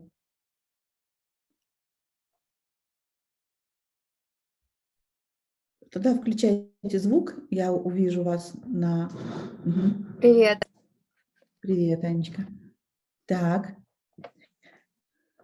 Хочу вам сказать, что в тот момент, когда вы сказали, что у вас что-то болит или у вас что-то не получается, и я сказала, давай я с вами поработаю, в этот момент вся группа себе записала на подкорку, что теперь у вас тоже будет все не получаться, чтобы попасть в мое особое внимание. Поэтому предупреждаю, что я буду давать как бы микрофон и тем, у кого получается, чтобы они поделились своим хорошим опытом тоже. Здравствуйте! Я хочу пригласить вас на коучинг по сексуальности. Он длится 2 месяца, у нас там 6 занятий. И как проходят эти занятия, мне бы хотелось рассказать вам. Вначале я спрашиваю, у кого есть какие вопросы, и все участницы рассказывают, у кого что, какая проблема, я с этим работаю. Там очень много проработок. И, естественно, это не идет ни в какой открытый доступ, это только наша личная работа. Потом теория, потом практика, мы делаем некие кейсы, и я даю домашнее задание, и вы в течение недели эту тему прорабатываете с кураторами или с группой, или самостоятельно, в зависимости от того, как вам это нравится. И что делает и дает коучинг по сексуальности? Он дает самое важное, он дает отношение к себе как к сексуальной женщине. Вы становитесь наполнены, вы становитесь вкусной, у вас звенят соски, вам делают комплименты, потому что вы излучаете вот эту вкусную, сладкую энергию. Я даю и теорию, и практику. И главное, чем ценится этот коучинг, он очень взрослит женщин. Из маленьких инфантильных девочек женщины становятся вкусными, сочными, такими, не знаю, классными, сладкими женщинами, как вишенки. И вот в этом главная фишка этого коучинга. Вы постигаете азы женских практик. Вы для себя открываете, что вы всегда были хозяйкой своей собственной энергии, и вы всегда могли иметь к ней доступ, но не имели. Но после коучинга эта энергия остается с вами навсегда. Вот об этом наш коучинг. Ну что, привет. Что ты там Привет. чувствуешь? Расскажи мне. Вначале я очень возбудилась, я прям была возбужденная, наполненная, все классно. А потом я когда представила, ведь матка — это же не клитор, не губы, да, это что-то внутри меня. И мне стало вот от этого очень страшно. Мне, в принципе, все, что внутри меня, всегда становится страшно от этого. Вот. И я ощутила дальше чувство тревоги. И уже не смогла настроиться вот на те ощущения, которые были в начале. Не настраивайся. И ни ты, ни другие. Не нужно настраиваться на то, что было. Нужно лизнуть матку. Давай. Меня прям сейчас аж все заболело. Щас.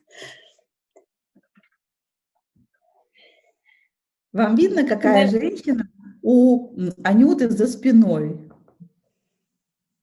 Тебе видно, какой Девушка там у с тебя? камерой Да, и что она там делает? сидит на ней. И ей там хорошо. Да. Итак, я не видела, как ты лизала свою матку.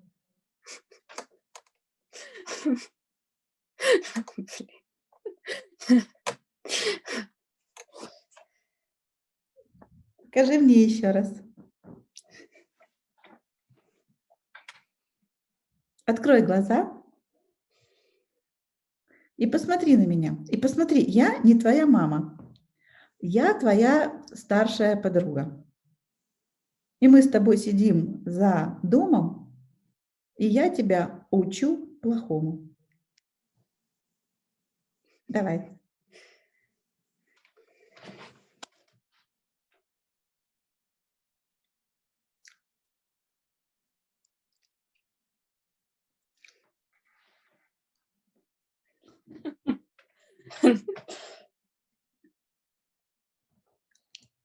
Открывай глаза. Сейчас стало лучше. Интереснее. Эта практика, эта даосская практика, она не дает уму победить, потому что ум всегда в голове. Я думаю, я не могла вернуться, мне всегда все, что в теле, это страшно. То есть это мысли, а это физика. Ты достаешь свой язык и облизываешь вот эту воображаемую матку. Мгм. Я поняла. То есть нужно делать практику в течение недели, правильно? Да. Как ты себя Поняла. чувствуешь? Гораздо лучше, если честно. Но, конечно, вот этого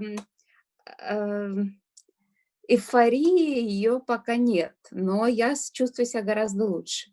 А что есть? Обрати внимание на то, что есть, а не на то, чего нету. Есть сейчас такое какое освобождение, я чувствую. И как тебе, когда ты его чувствуешь? Ну, хочется улыбаться. Это тебя радует? Да, То есть ты испытываешь радость? да. И когда ты испытываешь радость, как это для тебя? Класс! Это такая энергия, которая завораживает, которую хочется трогать, ощущать, чувствовать. Класс. Отлично. Хорошо. Девчонки, кто еще хотел рассказать и попробовать, и пожаловаться? Напишите, а то у меня прошлого чата уже нету. Я помню, была Таня. Ну, кто-то хочет? Я вас, надеюсь, не запугиваю. Ладно. Получается, что это всегда со мной. Всегда у меня было, всегда у меня есть, и я всегда могу быть с этим в контакте. Давайте еще раз посмотрим на тот эффект, который с нами случился. Я, может быть, слегка тороплю события, но мне очень хочется, чтобы вы в этой практике взяли все, что можно. Так, можно облизывать только ментально или лучше делать и действовать языком? Лучше вытащить язык и сделать, но если нет возможности, вы на совещании, вы уже на свидании, вы, не знаю, едете в общественном транспорте, но если нет возможности.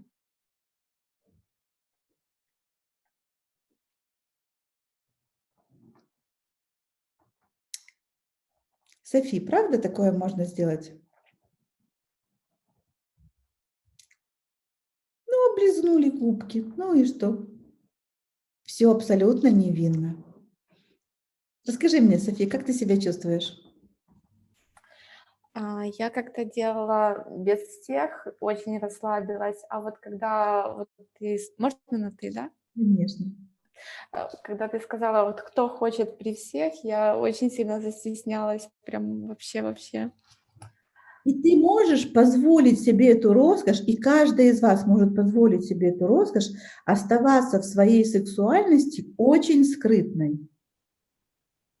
В этом вообще нету никакой задачи выставить свою сексуальность на показ. Она, если захочет выйти на показ, ты просто поменяешь показания. Если сейчас хочется делать это и выключать видео, делайте именно так. Потому что главная сексуальность, которую вы сегодня хотите получить, это первый уровень и самый главный. Это стать сексуальной для себя. Именно поэтому мы хотим быть скрытными, потому что мы не хотим ее пока отдавать. Мы пока сами не наелись, девчонки.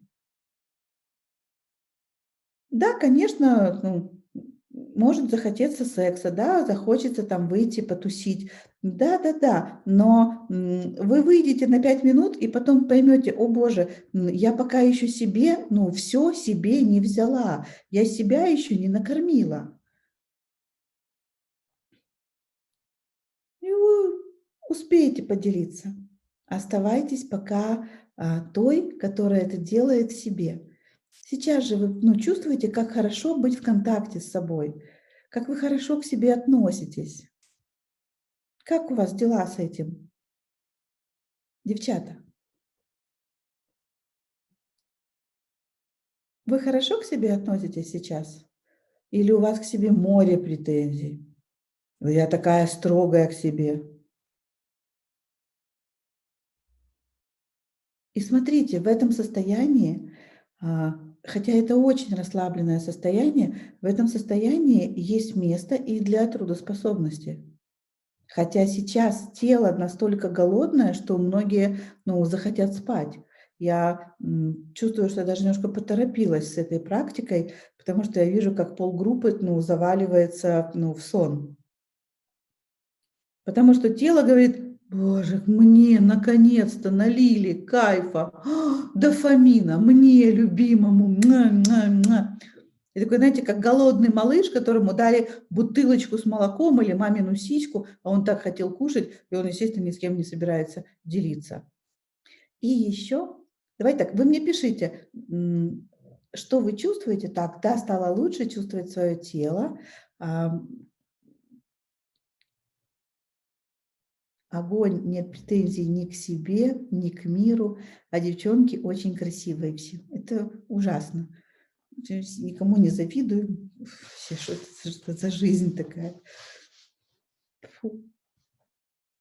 Но есть еще подарок. Вы помолодели. Даже тем, кому сегодня, ну, здесь там 20 или 25, у нас парочку таких есть молоденьких девочек, но даже эти особи чувствуют себя помолодевшими. Но что уже говорить о тех старых клячах, кому уже сегодня 30, или о тех вешалках, которым сегодня 40, или о той рухляди, которым сегодня 50, или, как мне, это вообще ископаемое 55 лет. Если там кто-то есть еще постарше, там, может, кому-то 60, это вообще доисторическое существо. Посмотрите, как интересное ощущение. Ощущение физической молодости. Не только молодости души, когда, знаете, тянет на приключения или хочется, ну, хочется чего-то от жизни. Физически, даже если тело сейчас очень расслаблено и хочет спать, физически есть ощущение такой, ну, бодрости тела. Оксана пишет, как-то чувствую, что дорожу собой и телом больше. Как там про молодость, девчонки? Я сама придумала или у вас такие же истории? Про руклет, извините.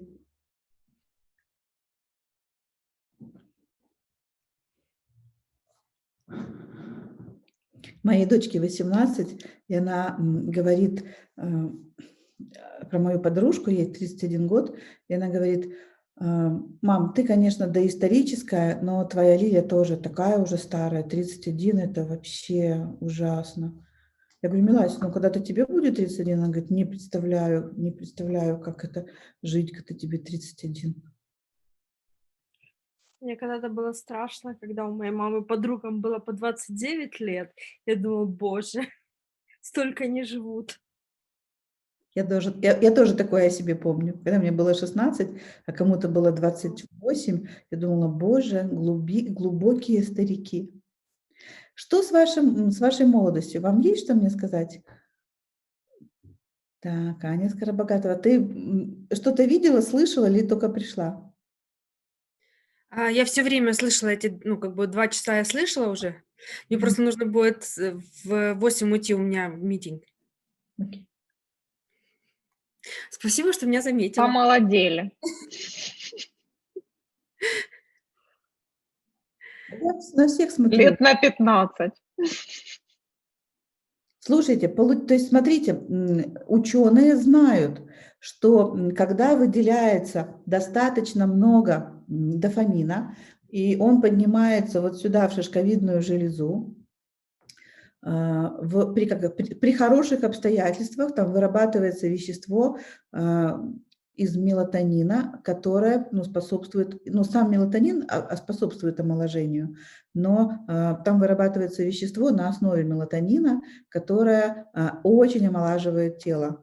И когда вы понимаете, что ваше омоложение, ваше долголетие, ваше здоровье, ваше хорошее самочувствие всегда было в ваших руках, ваша сексуальная удовлетворенность, ваша наполненность, ваша любовь к себе всегда была на расстоянии одного в этот момент хочется сказать: Господи, ну как ты так все придумал, классно, спасибо тебе большое. Так, когда думают, что после 50 глупая старость, это программа на раннюю смерть. Вот. Если у кого-то есть, убирайте эти программы.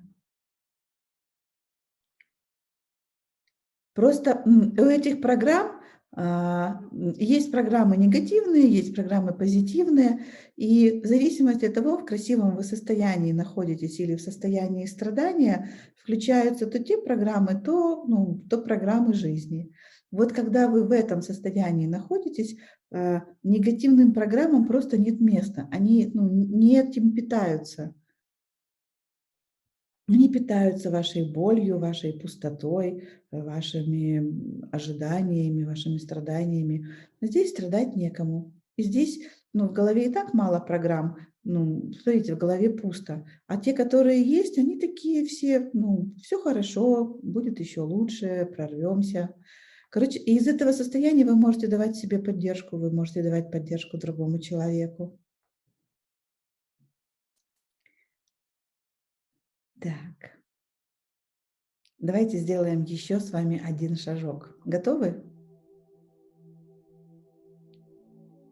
Народ говорит: шажок куда? Удиви нас, Диана. А у меня есть.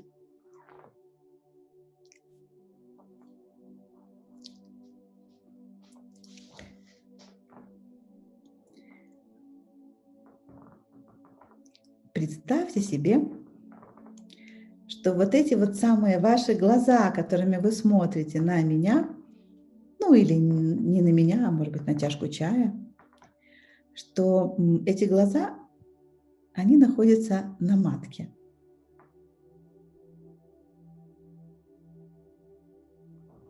И эта матка смотрит на мир.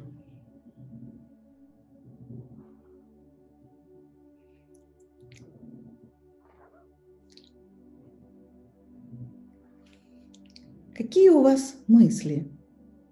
Какое у вас отношение к жизни, когда вы матка?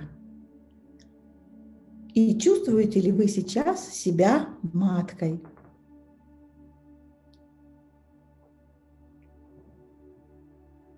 И не больно ли вам быть маткой?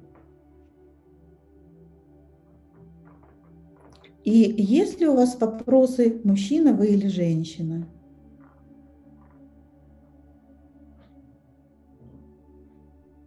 Есть ли у вас вопросы с вашей сексуальностью?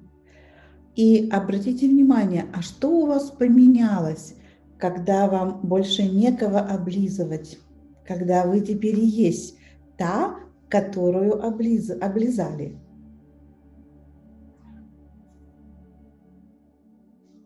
Какая вы теперь? Удивление. Наконец-то мне показали мир, все мое. Сразу больше видно стало, я все могу. Хочется закрыться, будто голая. Татьяна. Как все интересно, где бы уютно устроиться. Хорошо заземляет. Как уже говорила Аня, для меня матка – это что-то внутри. смотрю маткой, когда у меня начинает немного тянуть низ живота.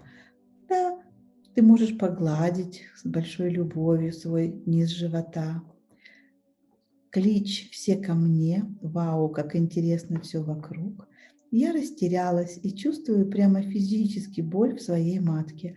Погладьте свою маточку, погладьте себя. То есть продолжая ощущать себя маткой, погладьте себя. Не только сверху, но и внизу.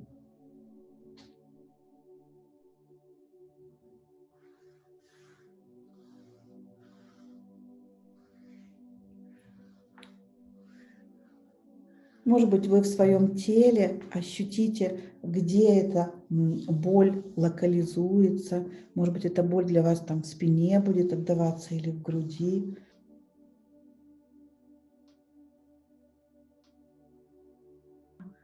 Боль в своей матке. Но у тебя спереди, вот я поглаживаю, тут больно. И вот ты наглаживай.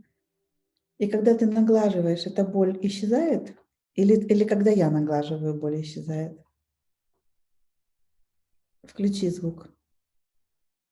Ну, когда ты больше, конечно. Смотрите, когда вы будете ждать это от меня, вы останетесь маленькой девочкой, которая не может решать свои проблемы. Я помогу, я тут всегда для тебя, для вас. Старайтесь видеть вот это желание, мама, меня увидь. Меня увидела Диана, супер, теперь со мной все в порядке. То есть не уходите от этого, не игнорируйте, не запрещайте себе это, замечайте, что вы хотите быть мною увиденной, замеченной, или наоборот, вы говорите себе, она меня не увидит все равно, она меня не знает, этих девочек она давно знает. Это все равно все будет про вашу маму. То есть замечайте тот голос, который комментирует мои отношения с вами или ваши отношения со мной. Это будут ваши истории о маме. Со мной вы переживете все про маму и папу. Все, кто уже учился на коучинге, знают, что наступит момент, когда я вам буду писать, зайдите в группу, а вы будете болтать между собой и будете меня игнорировать, потому что вы будете взрослыми уже, вам уже 15. То есть вы проживете здесь весь свой опыт, и вы будете на меня перекладывать эту маму, этот перенос будет происходить. И все же, даже зная, сейчас, Анютка, что этот перенос происходит, старайтесь давать своей девочке вот эту поддержку. Она говорит, например, меня не видят, ты говоришь, видят, еще как видят, я тебя вижу. То есть будьте даже в этот момент мамой самой себе. Не всегда получится, но очень полезный опыт. Да, Анютка? У меня очень быстрый вопрос. Мое рациональное сразу включается, когда ты говоришь, погладьте или оближите свою матку, да, мне хочется, я представляю почему-то вагину, а не матку. И если я представляю вагину, у меня все как бы легко. А вот когда мы произносим матка, то ли это сопротивление мое мозговое, то ли мне нужно докопаться и нужна какая-то там четкий рецепт. Вот откуда этот четкий рецепт? То есть, или не обращать на это внимание, просто облизывать то, что у меня облизывается. Нет, обрезать нужно именно матку. Это приказ. Окей. Ладно. Твое рациональное прекрасно разбирается в приказах. Окей. Да. Потому что доступ к энергии есть не у вагины. Ага. У вагины способности достаточно чувствительные, достаточно высокие способности. И есть много хорошего в вагине. Но та энергия, которую вы сейчас ощущаете, она не в вагине, она в матке. Матка – источник. Даже Поняла. если у женщин матка будет удалена, источник останется, потому что источник не в физической матке живет. Так, я растерялась, это я читала. Чувствую, что сейчас месячные начнутся. Безоценочность, принятие мира таким, какой он есть, нет претензий. Интересно, что происходит во внешнем мире, нету стеснения, не спрашиваю себя, кто я, потому что кажется изначально, что матка – это женщина, теперь гладит и лижут как будто всю меня и не только часть меня. Да, Маша, у меня через все тело протекают потоки энергии через каждую клеточку. А эту тему про маму отдельно, за тему про маму отдельное спасибо. Да, да. Смотрите, нас мама должна была инициировать во все это. То есть если бы она сама все это знала, она бы, как вы понимаете, вам все бы это рассказала, показала. Мало того, 99% того, что знала мама, вы бы получили просто из общения с ней. Ну, вы бы просто научились. Как мы научаемся готовить, когда, мама готовит. Как мы научаемся шить, когда мама шьет. Не потому, что она посадила нас рядом, а потому что, это такая прямая инициация происходит. И тема о сексуальности – это, всегда тема про то, что женщина должна была другой женщине, все это передать. И я тут, замещаю всех ваших мам, бабушек, старших сестер, теть, всех ваших пра-пра-пра-пра-пра-пра-пра. Мне поручили, а главное, мне поручила божественная мама. Я тут, пришла на работу, и теперь, от имени всех ваших родственников, как один из ваших родственников, я вас всему этому плохому и учу. Учу быть счастливыми, свободными, наполненными. Так трудно вами манипулировать в этом состоянии. С мамой у меня нет близкого контакта. Он есть всегда. У кого есть мысли, что у вас нету с мамой близкого контакта, потрогайте свою матку. Все ваше тело создано вашей мамой. Писала много, и все удалилось. На первой практике, на этапе полизать, немного передергивает. Непонятно, как точно выглядит, нравится мне или нет, может неприятно. Во второй практике хочется бронежилет одеть. Прекрасно, у тебя очень сильное здесь сопротивление, и ты идешь на поводу этого сопротивления. Матка выглядит как маленькая груша или как инжирина. Какой тебе фрукт больше нравится облизывать?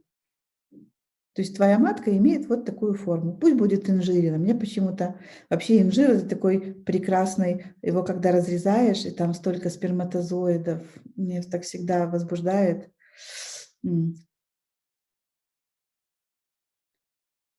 Так бывает, что один человек на себя может сопротивление всей группы взять. Хочу это увидеть. Скажи мне что-нибудь. Да, я подключилась. Привет.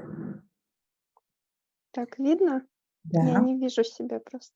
а я тебя вижу. Ты красивая. Так, ну что, давай попробуем пункт номер 1 и полежи, пожалуйста, свою матку. Ну, мне во-первых, мне сложно на камеру, вот кто-то из девочек говорил, а во-вторых, мне будто неприятно. А можно мы это все пропустим, и ты просто это сделаешь? Представь себе, что мы в армии, и я ефрейтор Щербанская, а я вообще по характеру такая.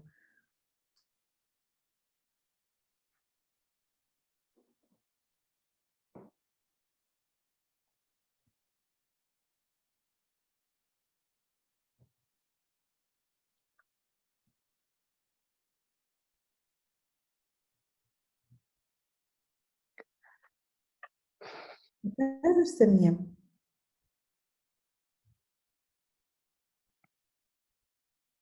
У меня не получается. А ты вернись ко мне, чтобы я на тебя посмотрела.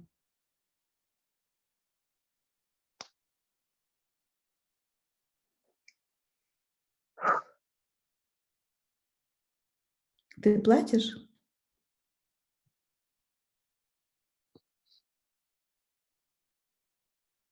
Ну, здесь мне больше, наверное, еще сложно, потому что как вот вы сказали, что как указание. М, Тебя дома в детстве много приказывали? Да нет, не было такого. Ну, вот какое-то директивное меня прям выбило. сильно. Ну, то есть я не хочу, например, то, что на камеру, как безвыходная ситуация. Ты можешь не делать это на камеру, ты так хорошо спряталась. Просто я хотела смотреть на тебя, чтобы увидеть, где у тебя напряжение. И если ты хочешь плакать, м, плачь. Это очень хорошее, чувство. Потому что когда ты плачешь, ты встречаешься, с той правдой. Там такая очень много боли, знаешь, такой неувиденности. Вот ты прячешься, а там внутри тебя кто-то, кого, кого ты там спрятала и не смотришь на нее. И тот, кого я вижу, вот эта спрятанная тобой женщина, она очень хороша. И она, знаешь, вот она такая, смотри.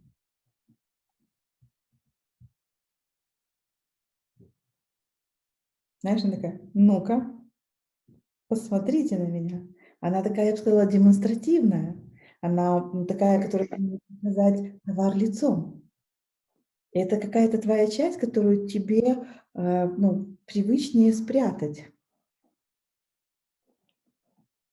Ну да. А жаль, это очень большая часть тебя.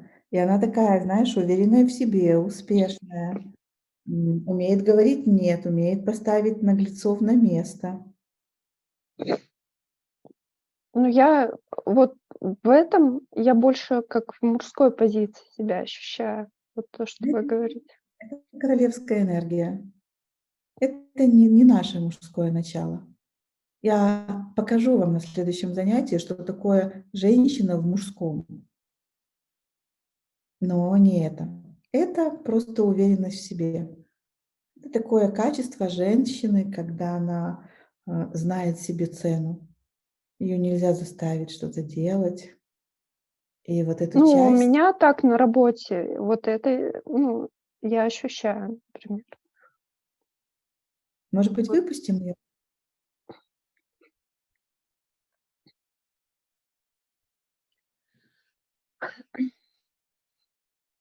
Что скажешь?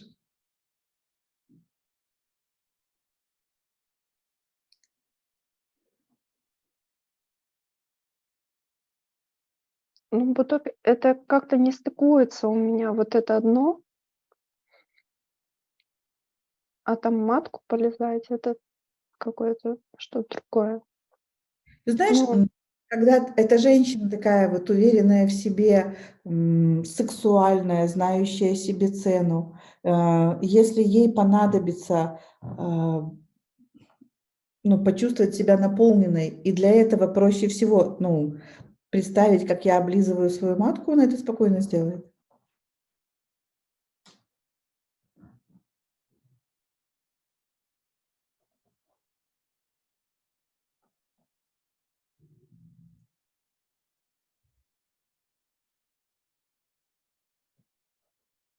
ну, у меня вот на моменте облизывания какая-то проблема возникает.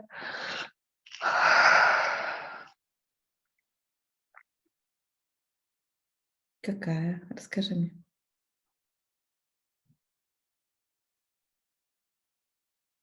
Ну, сейчас вот по ощущениям легче, чем с самого начала, но, э, какое-то что-то, ну, неприятное или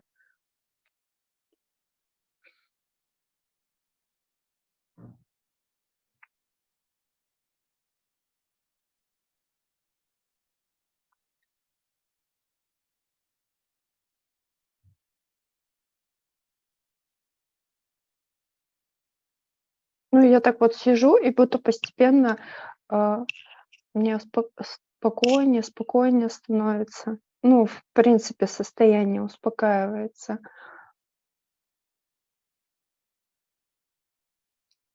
Я хочу Можно? показать тебе, в какую мы с тобой играем дурацкую игру. Я говорю: "Представь себе свою матку и оближи ее". А ты говоришь: "Фу, она такая невкусная". То есть у нас никакой матки нету, у нас в руках пустота. Но мы с тобой обе верим, что там что-то есть. Я верю, что там что-то прекрасное. И от этого мое состояние меняется в плюс, а ты веришь, что это что-то ужасное, и состояние меняется в минус. Поскольку там реально никого нету, то давай верить в то, что делает тебя лучше, а не хуже. Еще раз, если я говорю «фу», пустоте, представляю, что это какая-то гадость, а я тебе говорю, держа такую же пустоту в руке, и говорю, нет, ты что, это как грушу, давай укусим эту грушу, ням, ням, или сливку, ням, как вкусненько. Это всего лишь, твое воображение против моего Да. воображения. И когда ты понимаешь твою дивизию, и мы из-за воображения тут тратим время, я тут не хочу представить, что это сливка, или что это вкусное мороженое, или что это заварное пирожное. Короче, я тут не хочу что-то облизывать. Я что, реально с дуба свалилась? Чего я себе, во что я тут играюсь? То есть, и ты можешь понимать, я реально держусь за негативные чувства. То есть, и когда ты за них держишься, вот это реальность. Это правда, там есть какая-то выгода. То есть не прощать маму выгодно, не быть успешной выгодно, не чувствовать себя наполненной выгодно. У нас есть привычные выгоды. Мгм. Потому что когда ты тяжело работаешь на своей работе, а ты тяжело работаешь, много напрягаешься, потом ты выходишь из своей тяжелой работы, идешь в магазин или в кафе и себя покупаешь всякое вкусненькое, или всякое там красивенькое, и ты себя награждаешь. У тебя, есть вот эта твоя вторичная выгода. Тяжело работать, а потом себя наградить. А я лишаю тебя этой вторичной выгоды тяжело работать, и ты окажешься сейчас без своего любимого пирожного. Я говорю, не, зая, легко работать и остаться с пирожным. И не надо себя этим пирожным, награждать. Пирожное тоже удовольствие, наслаждение. Работаю и с наслаждением ем пирожное, и с наслаждением хожу на шопинг. И тогда вторичная выгода сдохла. Там реальная Да. выгода. Я даже пока вот вы разговаривали, мне легче по восприятию даже той картины, вот, которая у меня визуализирована. Я подумаю сама по себе еще над второй выгодой.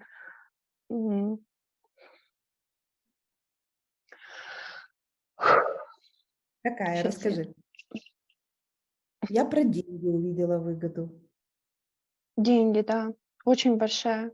Все Если перекрывает. я тяжело работаю, тогда я имею право много получать. Fuck you, эта идея. Когда я в наслаждении работаю, вот это сладкое, которое является вот этой вагиной с глазками, приходишь на работу, представляешь, сколько ты пользы принесла? Если этот дофамин начинает вырабатываться у всех вокруг, вот это за это ты должна много денег получать. Только это стоит еще больше, чем ты получаешь. И для этого не надо тяжело, для этого надо в дофамине. Пришла, и у всех выработался дофамин, всем стало хорошо, все стали счастливые, больные выздоровели, здоровые, получили хорошие результаты, сотрудники классно, интенсивно работают, у них откуда-то мотивация взялась, а ты сидишь себе, и глазками вот этой, смотри на меня, и глазками лыпаешь на весь свой трудовой коллектив и понимаешь, вы не знаете, кто на вас смотрит, знали бы вы психушку бы сдали. Но это женские секретные практики. Их никогда никто, нигде в книгах не описывает. Именно потому, что эти практики, они для бессознательного. Их Вот одна передает другой. Поэтому мы не записываем. Я даже если книгу напишу про сексуальные практики, эти практики туда не войдут. А если войдут, то там будут 2 слова, а все остальное я передам через состояние. Благодарю.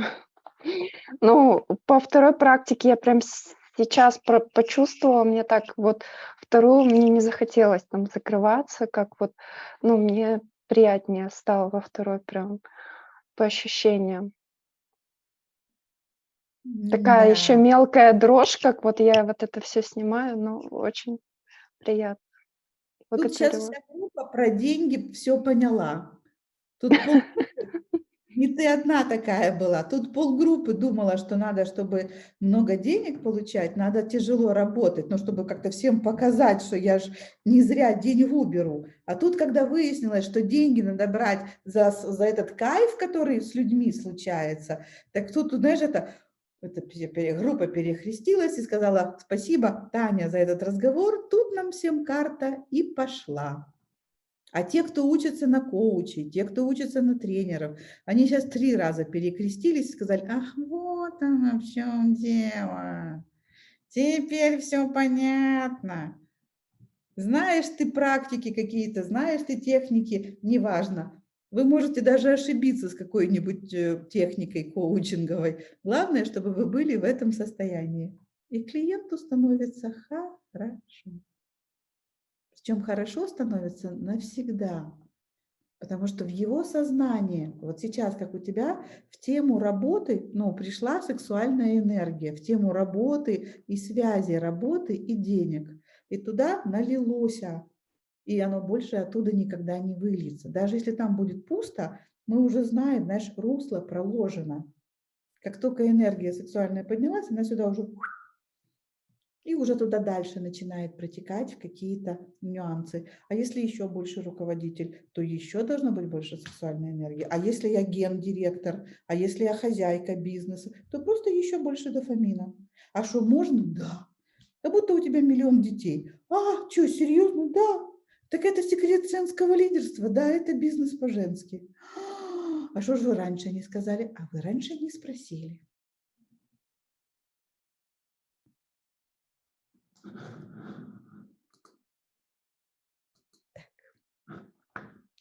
Что скажете?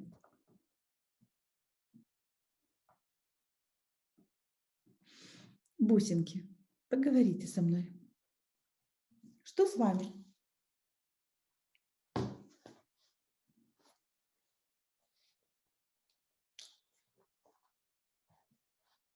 Как же можно быть такой красивой? Прямо умница. Ну, что такое? Вы со мной не разговариваете? Хочется молчать и не расплескивать. Понятно. Устала, как будто много поработала. Да, я думала, мы до 9 дотянем, но вижу, что уже пора закрываться. А можно вопрос задать? Я работаю с детками в основном. Можно ли эти практики, при детях, Обычно люди, которые работают с детками, это люди, которые очень чувствительны к дофамину. У детей дофамина много.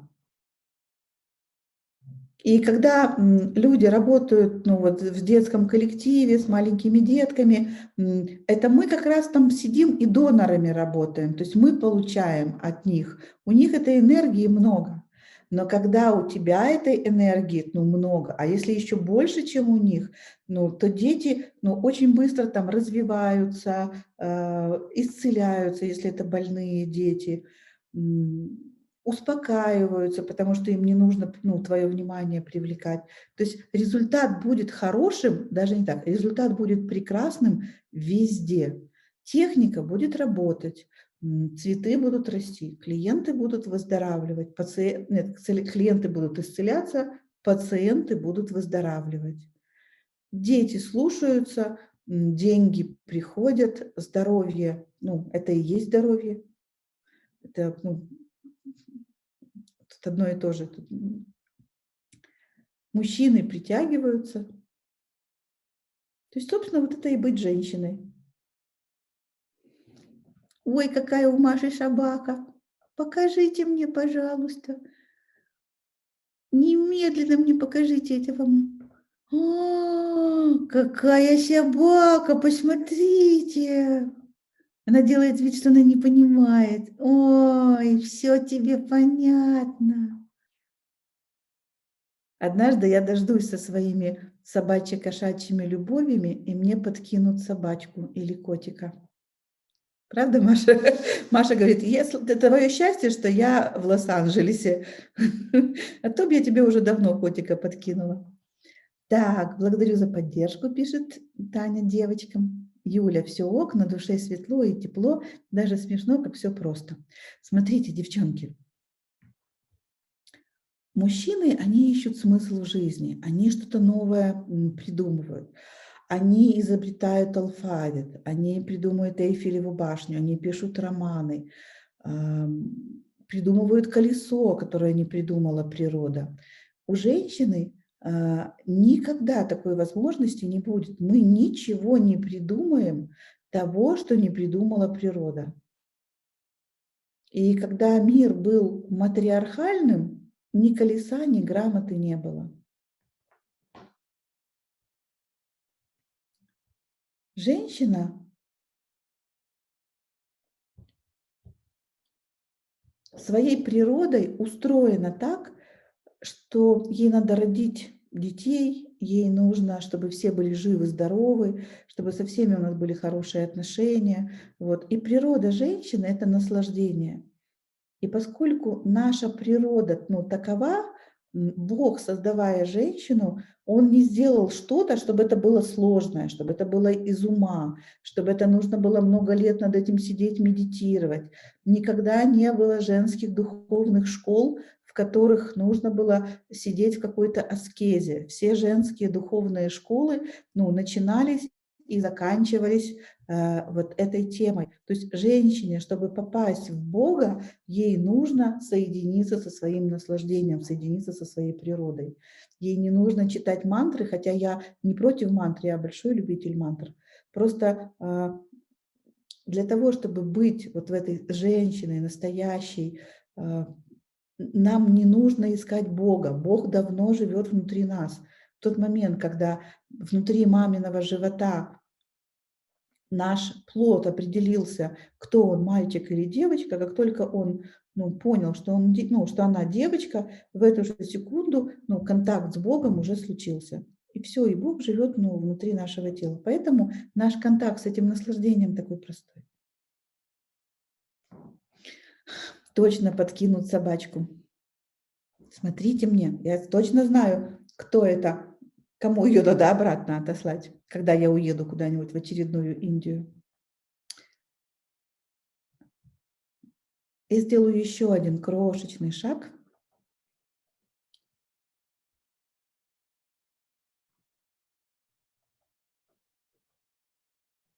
И покажу. Так, мне надо поработать с каким-нибудь VIP-клиентом.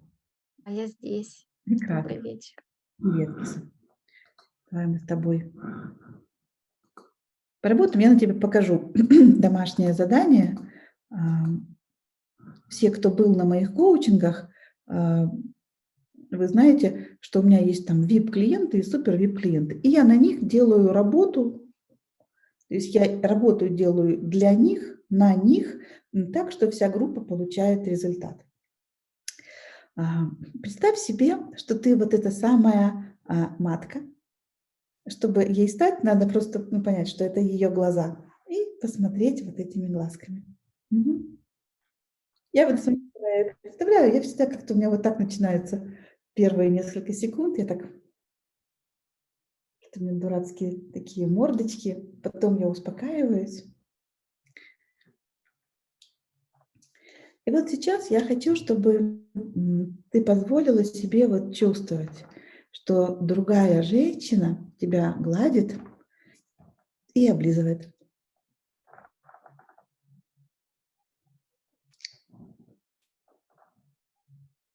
У меня есть объяснение. Я потом вам расскажу, что это за контакт и почему инициация в сексуальность у женщины только через женщину. Или вы уже знаете почему? Кто сексуальный импринт создает для мужчин и для женщин? Может быть, мама? Совершенно верно. Только мама. Когда мы рождаемся, мы проходим через родовые пути, мы делаем вот эти фрикции в нашем теле, в теле ребенка. 100% дофамина, то есть максимальное количество оргазма, ребенку и больно, и приятно одновременно. Он впитывает в себя запах этой вагины. Он видит и чувствует маму изнутри.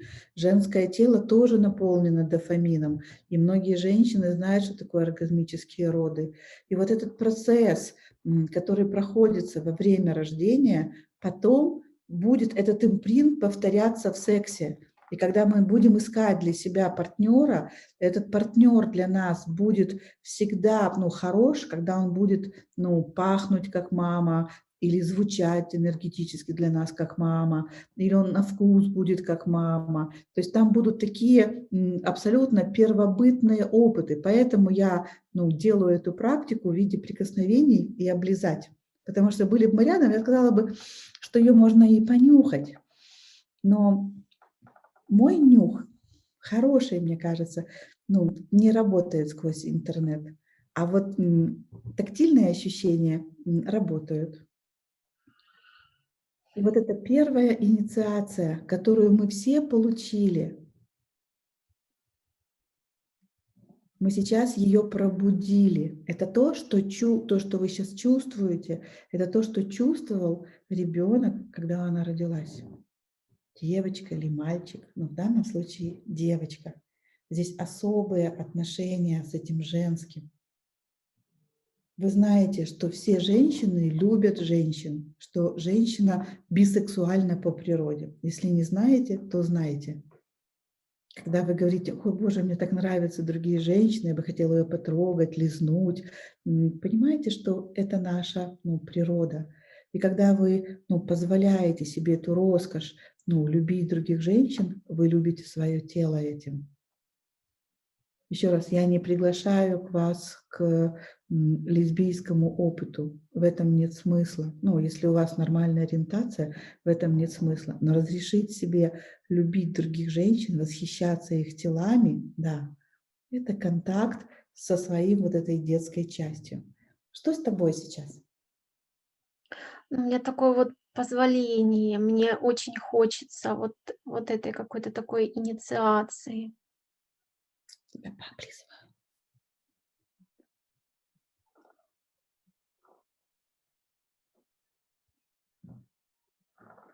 Это ваше домашнее задание.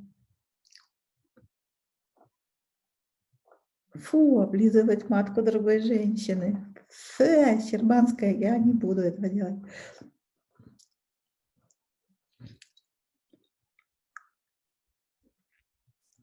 Делая это упражнение в обе стороны, вы пробуждаете свою внутреннюю маму и свою внутреннюю девочку. Вы соединяете сердце с гениталиями. Как ты себя сейчас чувствуешь? Столько неловкости поднималась, но я ее вот отпускаю. Прям вот как столько мне, столько внимания мне.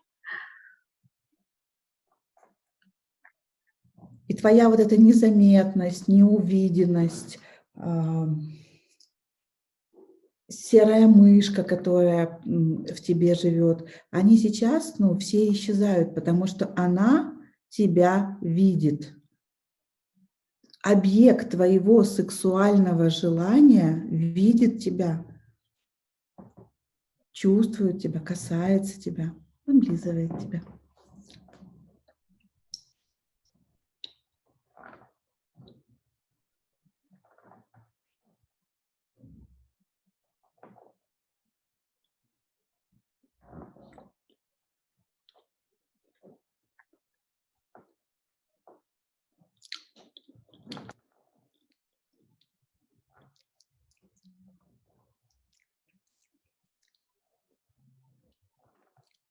Попью водички.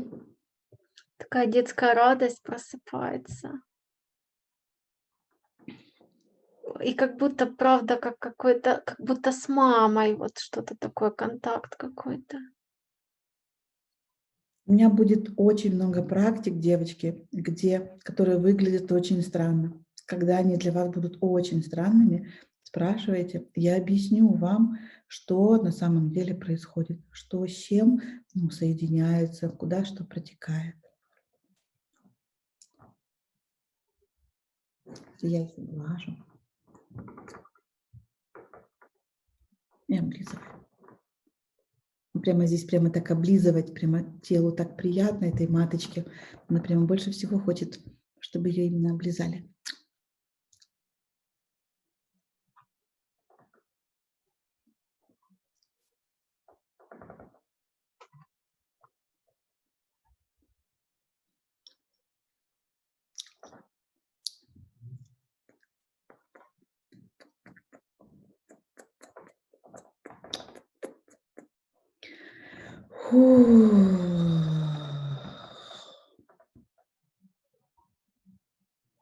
Как ты себя сейчас чувствуешь?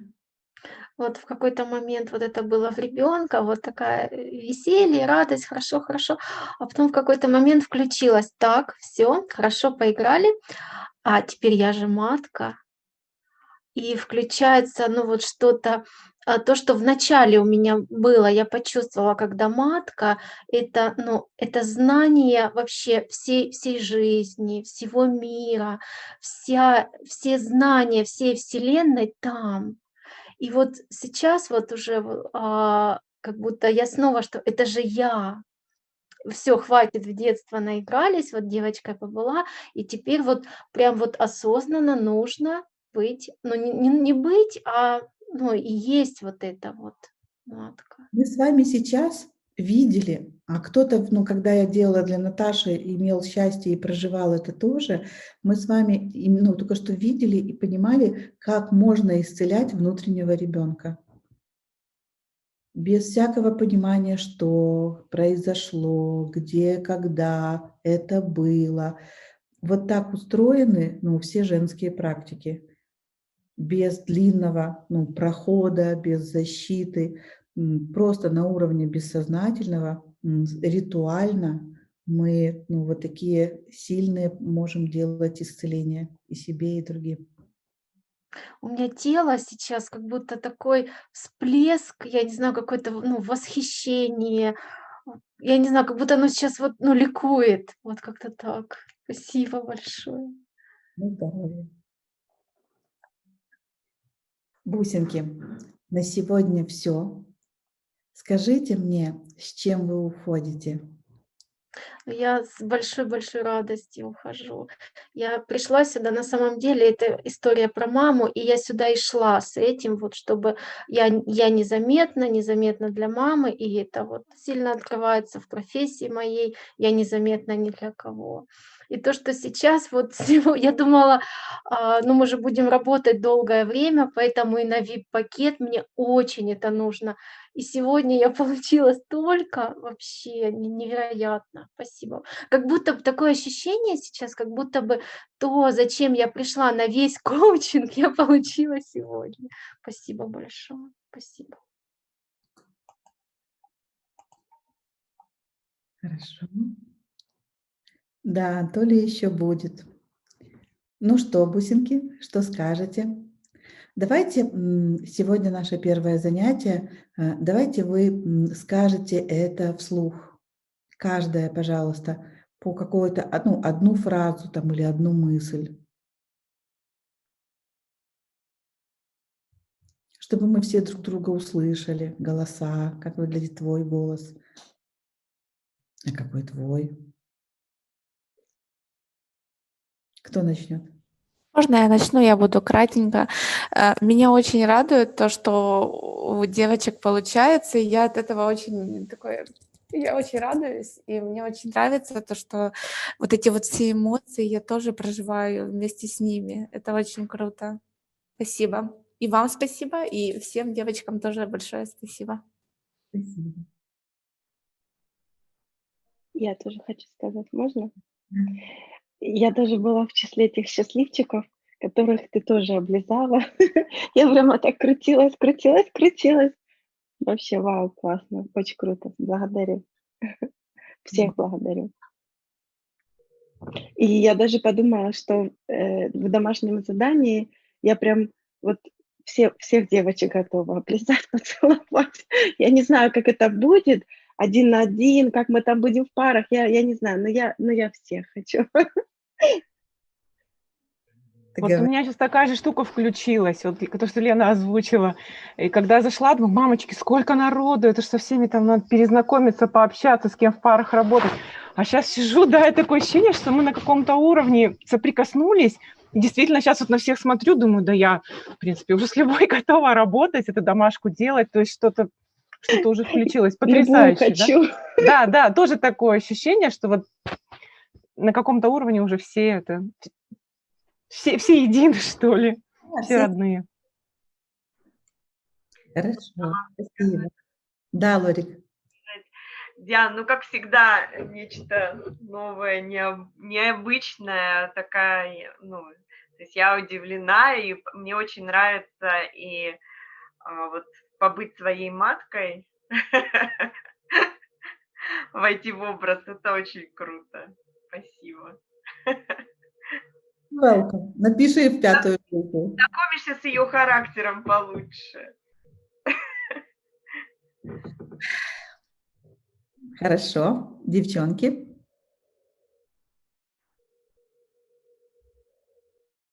Можно я скажу? Да. Какой-то новый опыт. Никогда не делала семинары в таком формате.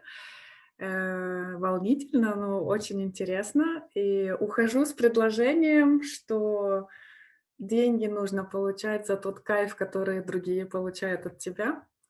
И мне очень нравится, когда вы нас называете бусинками. Я прям себе запомнила, как я хочу быть названной. Даже перевела на немецкий, потому что я в Германии. Как это звучит на немецком? А как звучит на немецком? Перле. Перле. О, перле, конечно. Девчонки, а ну мое перле. Вы мое намысто из перле. По-украински перлина – это жемчуг. Да, как моя жемчужинка. Да. Да. Спасибо. А намысто – это, как по-русски будет, ожерелье. Вы ожерелье из жемчужин. Хотя, может быть, вы и бриллианты. Чего нам мелочиться? Ну что, кто поет дальше? Я скажу. Для меня вот сегодня основное – это почувствовать себя маткой, а не в ней. Это, конечно, интересно. Я ухожу с включенной маткой, да еще и в образе матки. Новинка. Спасибо, Диана. Да, я переделала, я же говорила, переделала мастер-класс, не мастер-класс, а весь коучинг переделала. Спасибо. Да. Да, Ирина. Сейчас я включу звук. Дианочка и девчонки, я так довольна, что я с вами. Дианочка, я так благодарна тебе за то, что ты делаешь. Знаешь, эта практика, вот поистине, она божественна. Ну, не передать ощущений. Мне очень сложно их выразить. У меня нет слов на них. И я сама себе в этом вообще неузнаваема. Я не знаю себя такой, когда у меня нет слов. И ты знаешь, это взрыв мозга точно. У меня так и не получается облизать и поцеловать матку у себя. Но я с большой готовностью и радостью и благодарностью целую и облизываю матку у каждой здесь девчонки. Я прям это попробовала, и мне это в кайф как понравилось. Это очень супер классно. И теперь я понимаю, что теперь круг завершается, и я иду к себе. И ты знаешь, и когда я подхожу к себе, ну, у меня такая дрожь, я себя очень плохо знаю. Эту практику я впервые с ней встречаюсь. Это так просто, и это так сложно, и это так классно. Я очень сильно чувствую тебя. Прям вообще настолько потоковое состояние. Я тебе за это так благодарна. От сердца. Просто ты чудо. Я тебя очень люблю. Спасибо, Иришка. Не говори так много слов благодарности, мы же только начали. А то у меня такое ощущение, что у меня последний день коучинга. Я сейчас, секундочку, включу себе фотограф. Так, знакомимся дальше. Кто еще поет?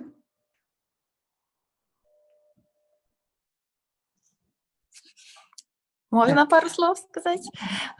Очень рада тоже, что попала сюда. Настолько интересно, необычно, как-то и сакрально, и загадочно. И столько поднялось энергии во мне сейчас. Вот просто жду с нетерпением, когда уже побежать, там обнять всех подряд, родных, от детей до мужа. Поэтому вот столько энергии поднялось. Спасибо огромнейшее. Да, Оля? Да, меня слышно? Для меня большая интрига.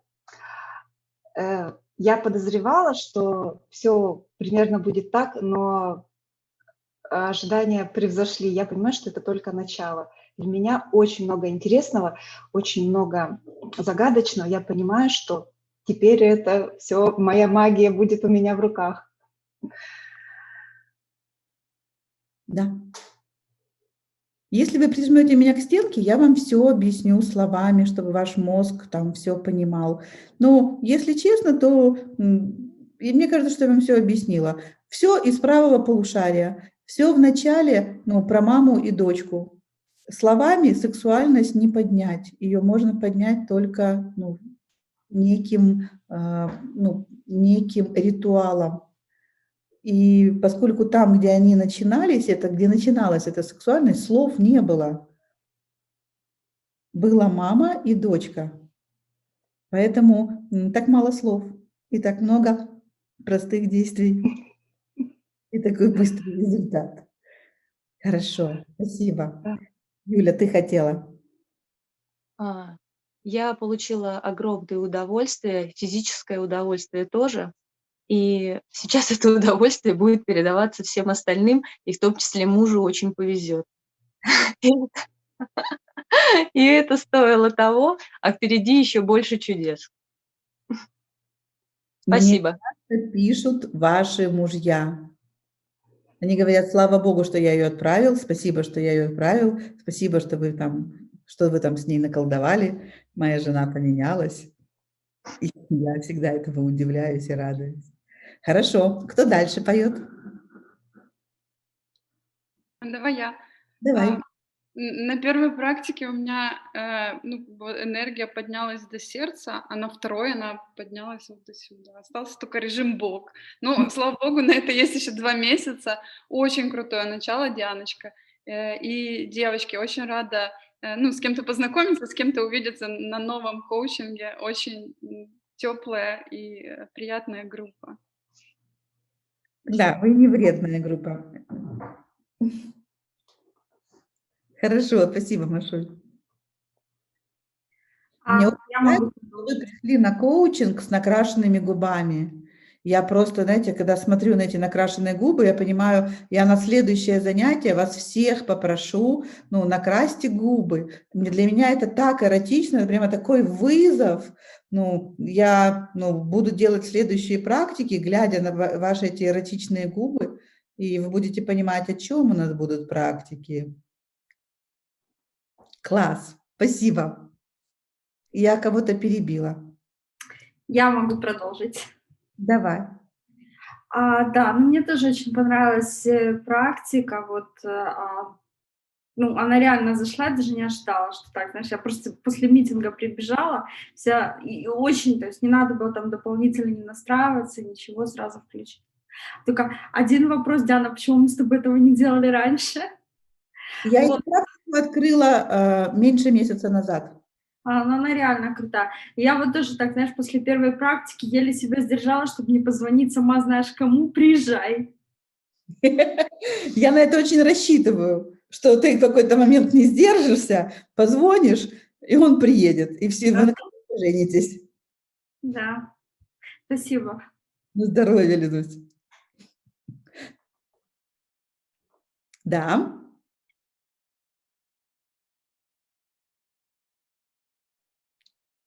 Ирина, и давай я тебя послушаю.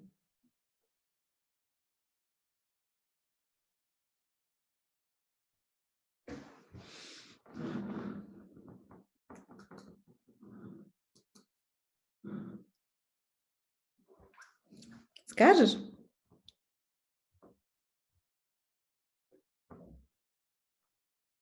Включай звук Я тебя вижу, мы тебя тоже видим все.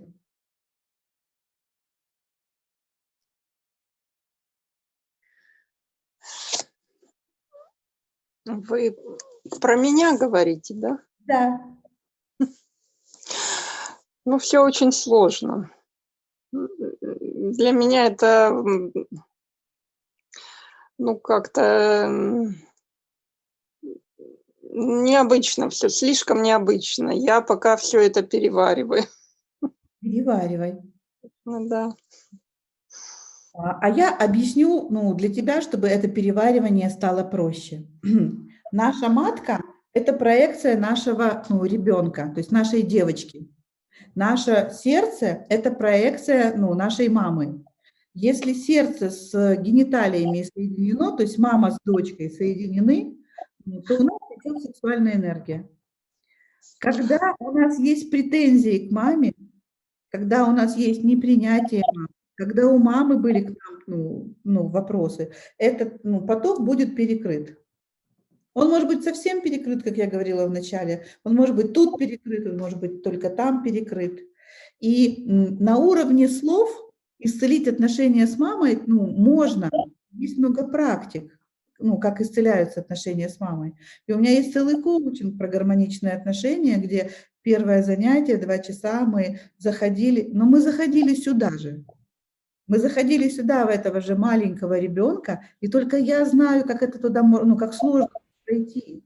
То есть я, как мастер, знаю, как обойти, преграды, чтобы завести людей сквозь эти все фильтры. Мама плохая, бедная моя несчастная, мама так страдала, маму не любил папа, они хотели мальчика, они меня не хотели, мама меня хотела сделать. Вот через весь этот бред, провести туда, где она мама, а ты дочка, а ты ребенок. То есть я там тоже это умею делать. Но женские практики, которые мы с тобой здесь изучаем, они так устроены, что они обходят все эти фильтры, потому что мозг не знает, что происходит. Мозг говорит: охереть, кого мы тут лижем, какую матку? А на самом деле вот этот верхний уровень – это уровень мамы, тот нижний уровень – уровень ребенка. И когда ты лижешь свою матку, в своем воображении, в этот момент мать с дочкой вот тебя и соединяются. Вот вопрос. Я испытывала какие-то болезненные ощущения в матке. Это что значит? Это значит, что твоя дочка, твоя девочка, то есть ты девочка, там сидишь обиженная, несчастная. То есть это про твоего травмированного ребенка, который до сих пор обижается на маму. А здесь это просто физическое ощущение, которое ты, не то чтобы игнорируешь, а ты его, и ты же его и облизываешь. И там это в психике травма, не в физике же, понимаешь? Но если травму психическую будет, проблемы с маткой. И мы сейчас туда даем, энергию, туда приливается кровь, туда идет внимание, этот орган исцеляется. И исцеляется травмированный ребенок. То есть этот опыт из прошлого исцеляется. Вот все это сложное объяснение я оставляю за скобками и даю вам практики, как их давали в храме Афродиты, в храме Камасутры. Я не знаю, в каких храмах еще учили женщин. То есть так, как учили женщины женщин. Они все это не рассказывали. Они говорили: хочешь быть молодой, здоровой, хочешь быть такой, сделай это. Спасибо большое. Задавала себе вопрос: зачем мы красим брови? Или ресницы? Бабье, девочки, зачем? А зачем мы сережки носим? Нас бабы научили: сделала так, будешь красивой. Мы поверили, и так сработало, поняла? Ты же не спрашиваешь: а что колготки в сеточку? Ничего, одела там чулочки в сеточку, па-бамс, и уже походка, и уже виляешь задом. То есть нас другие бабы инициировали в это, мы же не спрашивали, почему. Они сказали да, и все. И здесь то же самое. Здесь все эти объяснения тебе не помогут. А вот практика поможет. Спасибо. Я рада, что попала к вам на коучинг. Спасибо большое. Здоровье. Называйте меня все на «ты», пожалуйста. Потому что если кто-то меня будет называть на «вы», то мне тоже надо вас называть на «вы», чтобы у нас были равные отношения. Я имею в виду, что... Вам, я поняла, в эту банду. Да. Спасибо. Welcome. Ну что, кто еще поет? Давай, Алсу.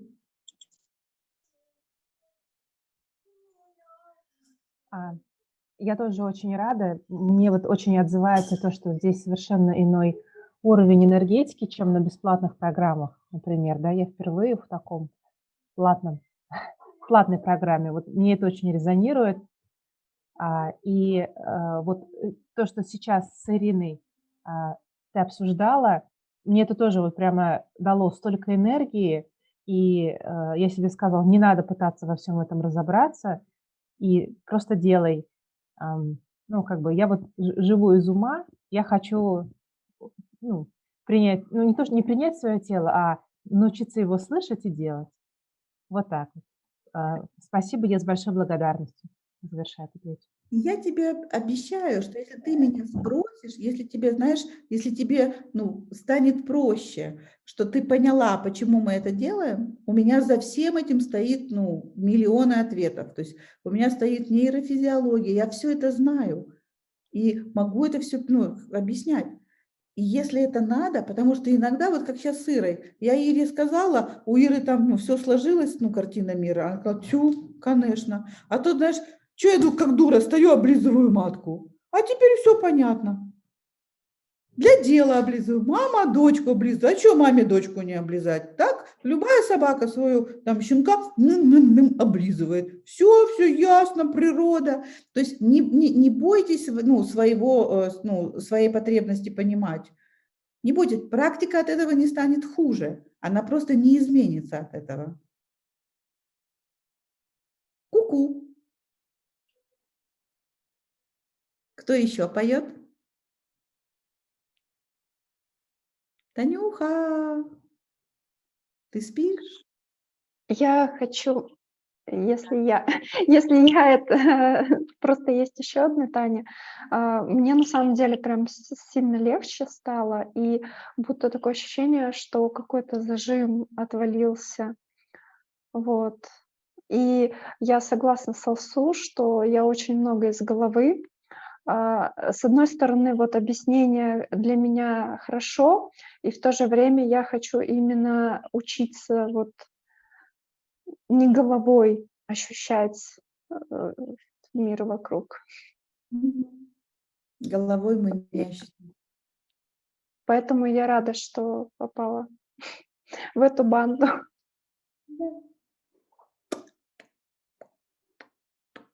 Да, Машуль. Адриана, здравствуйте, девочки. Всех очень приятно слышать. Очень счастливый день, и очень удивительно, сколько я в себе нашла сопротивления. Я никогда не думала, что у меня столько каких-то блоков. Мне казалось, что я достаточно открытый человек, но сегодня я прямо чувствую, что это какая-то стена, и через которую мне еще придется переходить. И я очень счастлива, что я именно с тобой, Диана, это буду делать, и с девочками тоже, потому что, конечно, невероятное какое-то сопротивление, и как будто вся карма рода навалилась, сейчас вот так вот все стоят и говорят, давай делай с этим что-нибудь, потому что, уже хватит, уже пора. Так что я всех очень рада видеть, очень рада, что все это началось. Всех люблю и буду очень-очень стараться. Спасибо. Спасибо. Так, кто еще поет? Девчата, поднимайте руку. Сейчас переключу сюда. Или не поднимайте, просто включайте и говорите, чтобы я вас не вызывала к доске.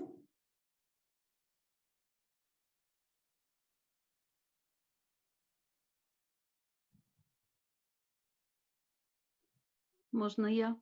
Да. Здравствуйте. Очень благодарна, Диана, тебе. У меня такое чувство. Я вообще увидела фильмы на YouTube буквально пару дней назад. Я тебя начала слушать пару дней назад. Я до этого не слушала, не видела. Первый раз это все слышу. Но я это очень долго искала. У меня такое чувство, что я вот это заказала сверху, попросила, чтобы пришел источник энергии, чтобы пришла информация, как можно зарядиться, потому что в последние годы я полностью разрядилась. Я совершенно не такая, как я обычно. Я это очень четко понимаю. Я совершенно не понимаю, как зарядиться. И я вообще удивлена, что у меня хватило энергии, чтобы родить детей, работать и делать все, что я делаю. И я просто попросила у моих ангелов, у Всевышнего, чтобы пришла информация. И вдруг в телефоне, в Ютубе я увидела твои фильмы. И я тебя начала внимательно слушать. И каждый раз, когда ты что-то рассказываешь, а ты, боже, я перевожу с иврита на русский, ты каждый раз отпускаешь какую-то информацию, маленькую, которая дает материал к размышлению. И потом я с этим, как беременная, хожу несколько дней.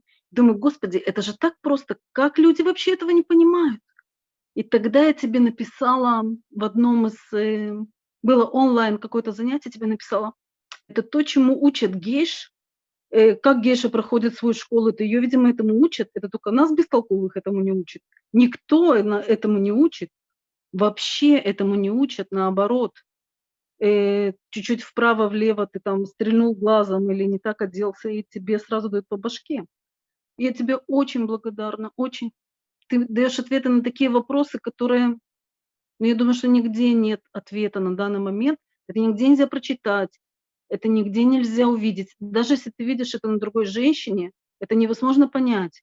То есть можно увидеть женщину, которая очень секси выглядит, и ты не можешь понять, как она это делает. То есть я понимаю, что она такая. Я понимаю, что иногда я тоже такая, но со мной это происходит какими-то приступами, и совершенно непонятно как. А с ней это происходит постоянно, и она в этом состоянии ходит, да, движется и туда-сюда. И я тебе очень благодарна. И я очень рада, что я в этой группе. Девочки чудные. Всем благодарна. Да, девчонки, группа волшебная. Спасибо вам большое. Ну что, кто еще не пел? Я еще не пел. Поехали. Пою. Я очень-очень благодарна, что попала в этот проект. Чуть не опоздала, потому что мне казалось, что он начинается 22-го. Но я сегодня написала куратору и успела на занятие. Мне очень нравится, как участники работают. И было очень трогательно смотреть, как девочки даже плачут. И не знаю, мне кажется, у меня сегодня довольно легко получилось, но я не уверена, что каждый раз будет так легко. Вот. И, ну, появилась надежда какая-то, что, может быть, действительно удастся в результате этого коучинга поднять как-то свой уровень энергии и жить дальше просто.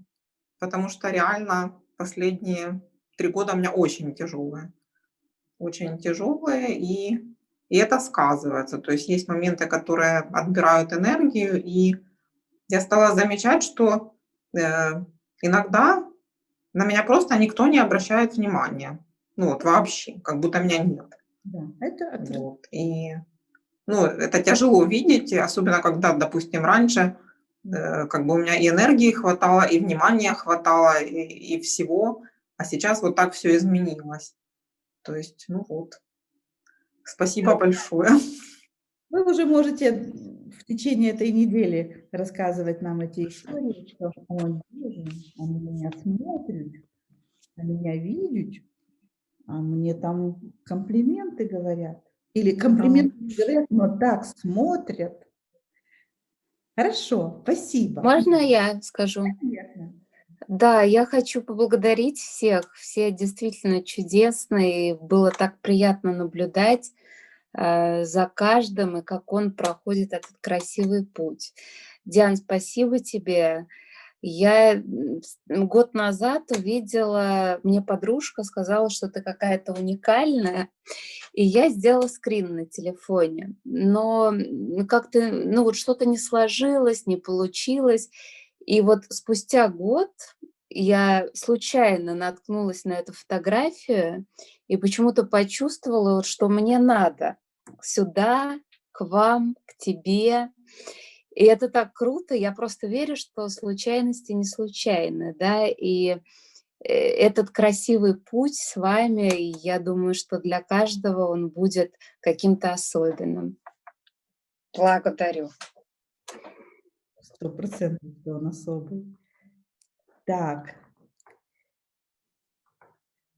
Галина прощается, и ты не хочешь с нами разговаривать или не можешь? Ну что, девчонки, давайте, кто еще не спел? Ой, ну да, сейчас, секундочку, я как раз дописывала, мне тяжело писать. Смотрите, секунду. Не знаю, видно ли меня. Я хочу поблагодарить за сегодняшний день. Для меня это вообще очень, такой первый опыт. Я проходила какие-то практики так в интернете, где-то что-то нашла, то есть именно профессионально, именно вот так в личном общении со мной это первый раз. И я в какой-то момент своей жизни начала уже понимать, что женщины – это наши друзья, что мы друг другу друзья. И я очень рада, что и тут сложился тоже очень чудесный коллектив, и приятно смотреть, и на девочек приятно смотреть, и приятно работать, и ты не закрываешься. Вот. Спасибо всем большое, и самое главное, спасибо Диане. Было очень приятно познакомиться, и приятно познакомиться и с собой тоже, главное. Да. Спасибо. Очень рада. У меня такое ощущение, что у меня то ли день рождения, то ли Новый год. Знаете, когда матку, с маткой разговариваете вы из своей матки, это так энергетически заряжает, что не хочется все это заканчивать. Ну давайте, кто-то еще спойте, скажите свое «здравствуйте», «спасибо» или свою обратную связь, чтобы я прямо спокойно отпустила группу. Я чувствую, что еще человек 10 не сказали. Кто готов?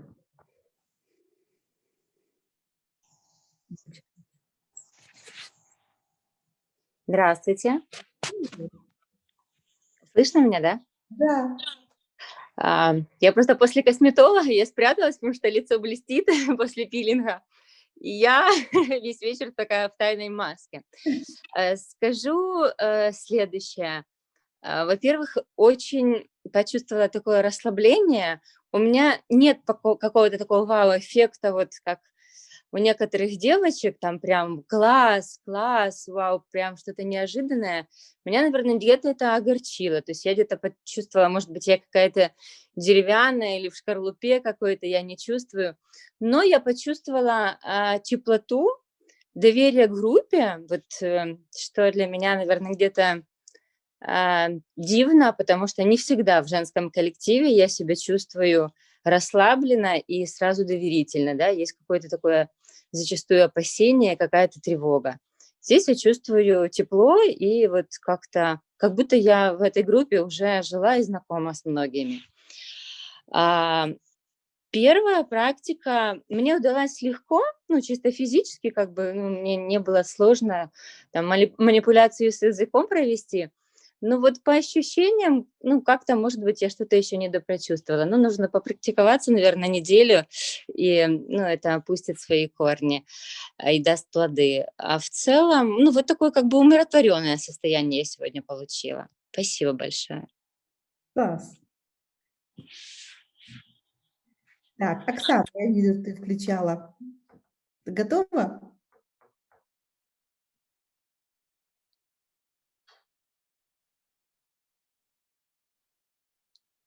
Хорошо. Я спрошу так, кто готов еще?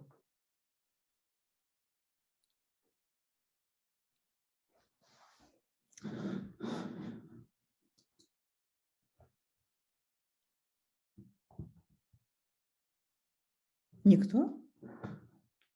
Окей. Девчонки, встретимся через неделю, а на самом деле встретимся в чате. Пишите свои инсайты, приглашайте друг друга в Zoom на домашки или в Skype, тусите, рассказывайте о своем опыте. Я с вами, я в чате, особенно в начале, пока вы будете там знакомиться, я буду очень много с вами. Потом, когда вы перестанете сосать грудь и будете уже там большими карапузами, вы меня сами прогоните из чата. Я потом буду еще вас уговаривать. Возьмите меня к себе. Вы будете говорить, идите, мама, отсюда. Своя тусовка. Пока, мордочки. Бусинки. Ладно. Пока. Сексуальность заблокирована у всех. Есть те, у кого она заблокирована настолько сильно, что это физически ощущаемо. Есть те, у кого сексуальность заблокирована, и они недополучают, они чувствуют, что я достойна большего. Вот это ощущение, что я достойна большего, это один из симптомов заблокированной сексуальности.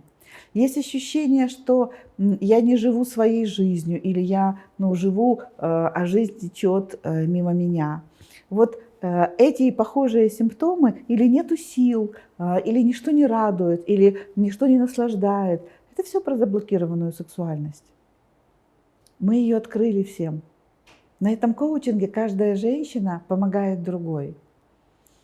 У нас море отзывов, они один лучше другого. Но в основе этого коучинга огромная конфиденциальность. Никто никогда не увидит ваше лицо. На экране всегда только я. Все ваши работы никто не снимает. Вы остаетесь вот в этом интимном пространстве, где с вами работают кураторы, подруги, где вы делаете общие работы, сдруживаетесь, потом общаетесь десятилетиями. Но главное здесь ваш контакт с собой. Для меня это настолько трепетная и важная тема. Я работаю с каждой женщиной. Мне важно, чтобы женщина проснулась, пробудилась, расцвела. Я в этом вижу смысл своей жизни. Я не знаю, буду ли я еще делать этот коучинг. У меня уже много других проектов, которые мне интересно делать. И каждый раз я делаю программу абсолютно новую. Я расту, развиваюсь, я нахожу новые технологии, я нахожу новые корни. Коучинг, он будет про пробуждение сексуальности как силы для жизни. Я вдохновлена этой темой и жду вас, приходите. Мне есть что вам дать, а вам есть что раскрыть. До встречи. Ваша Диана.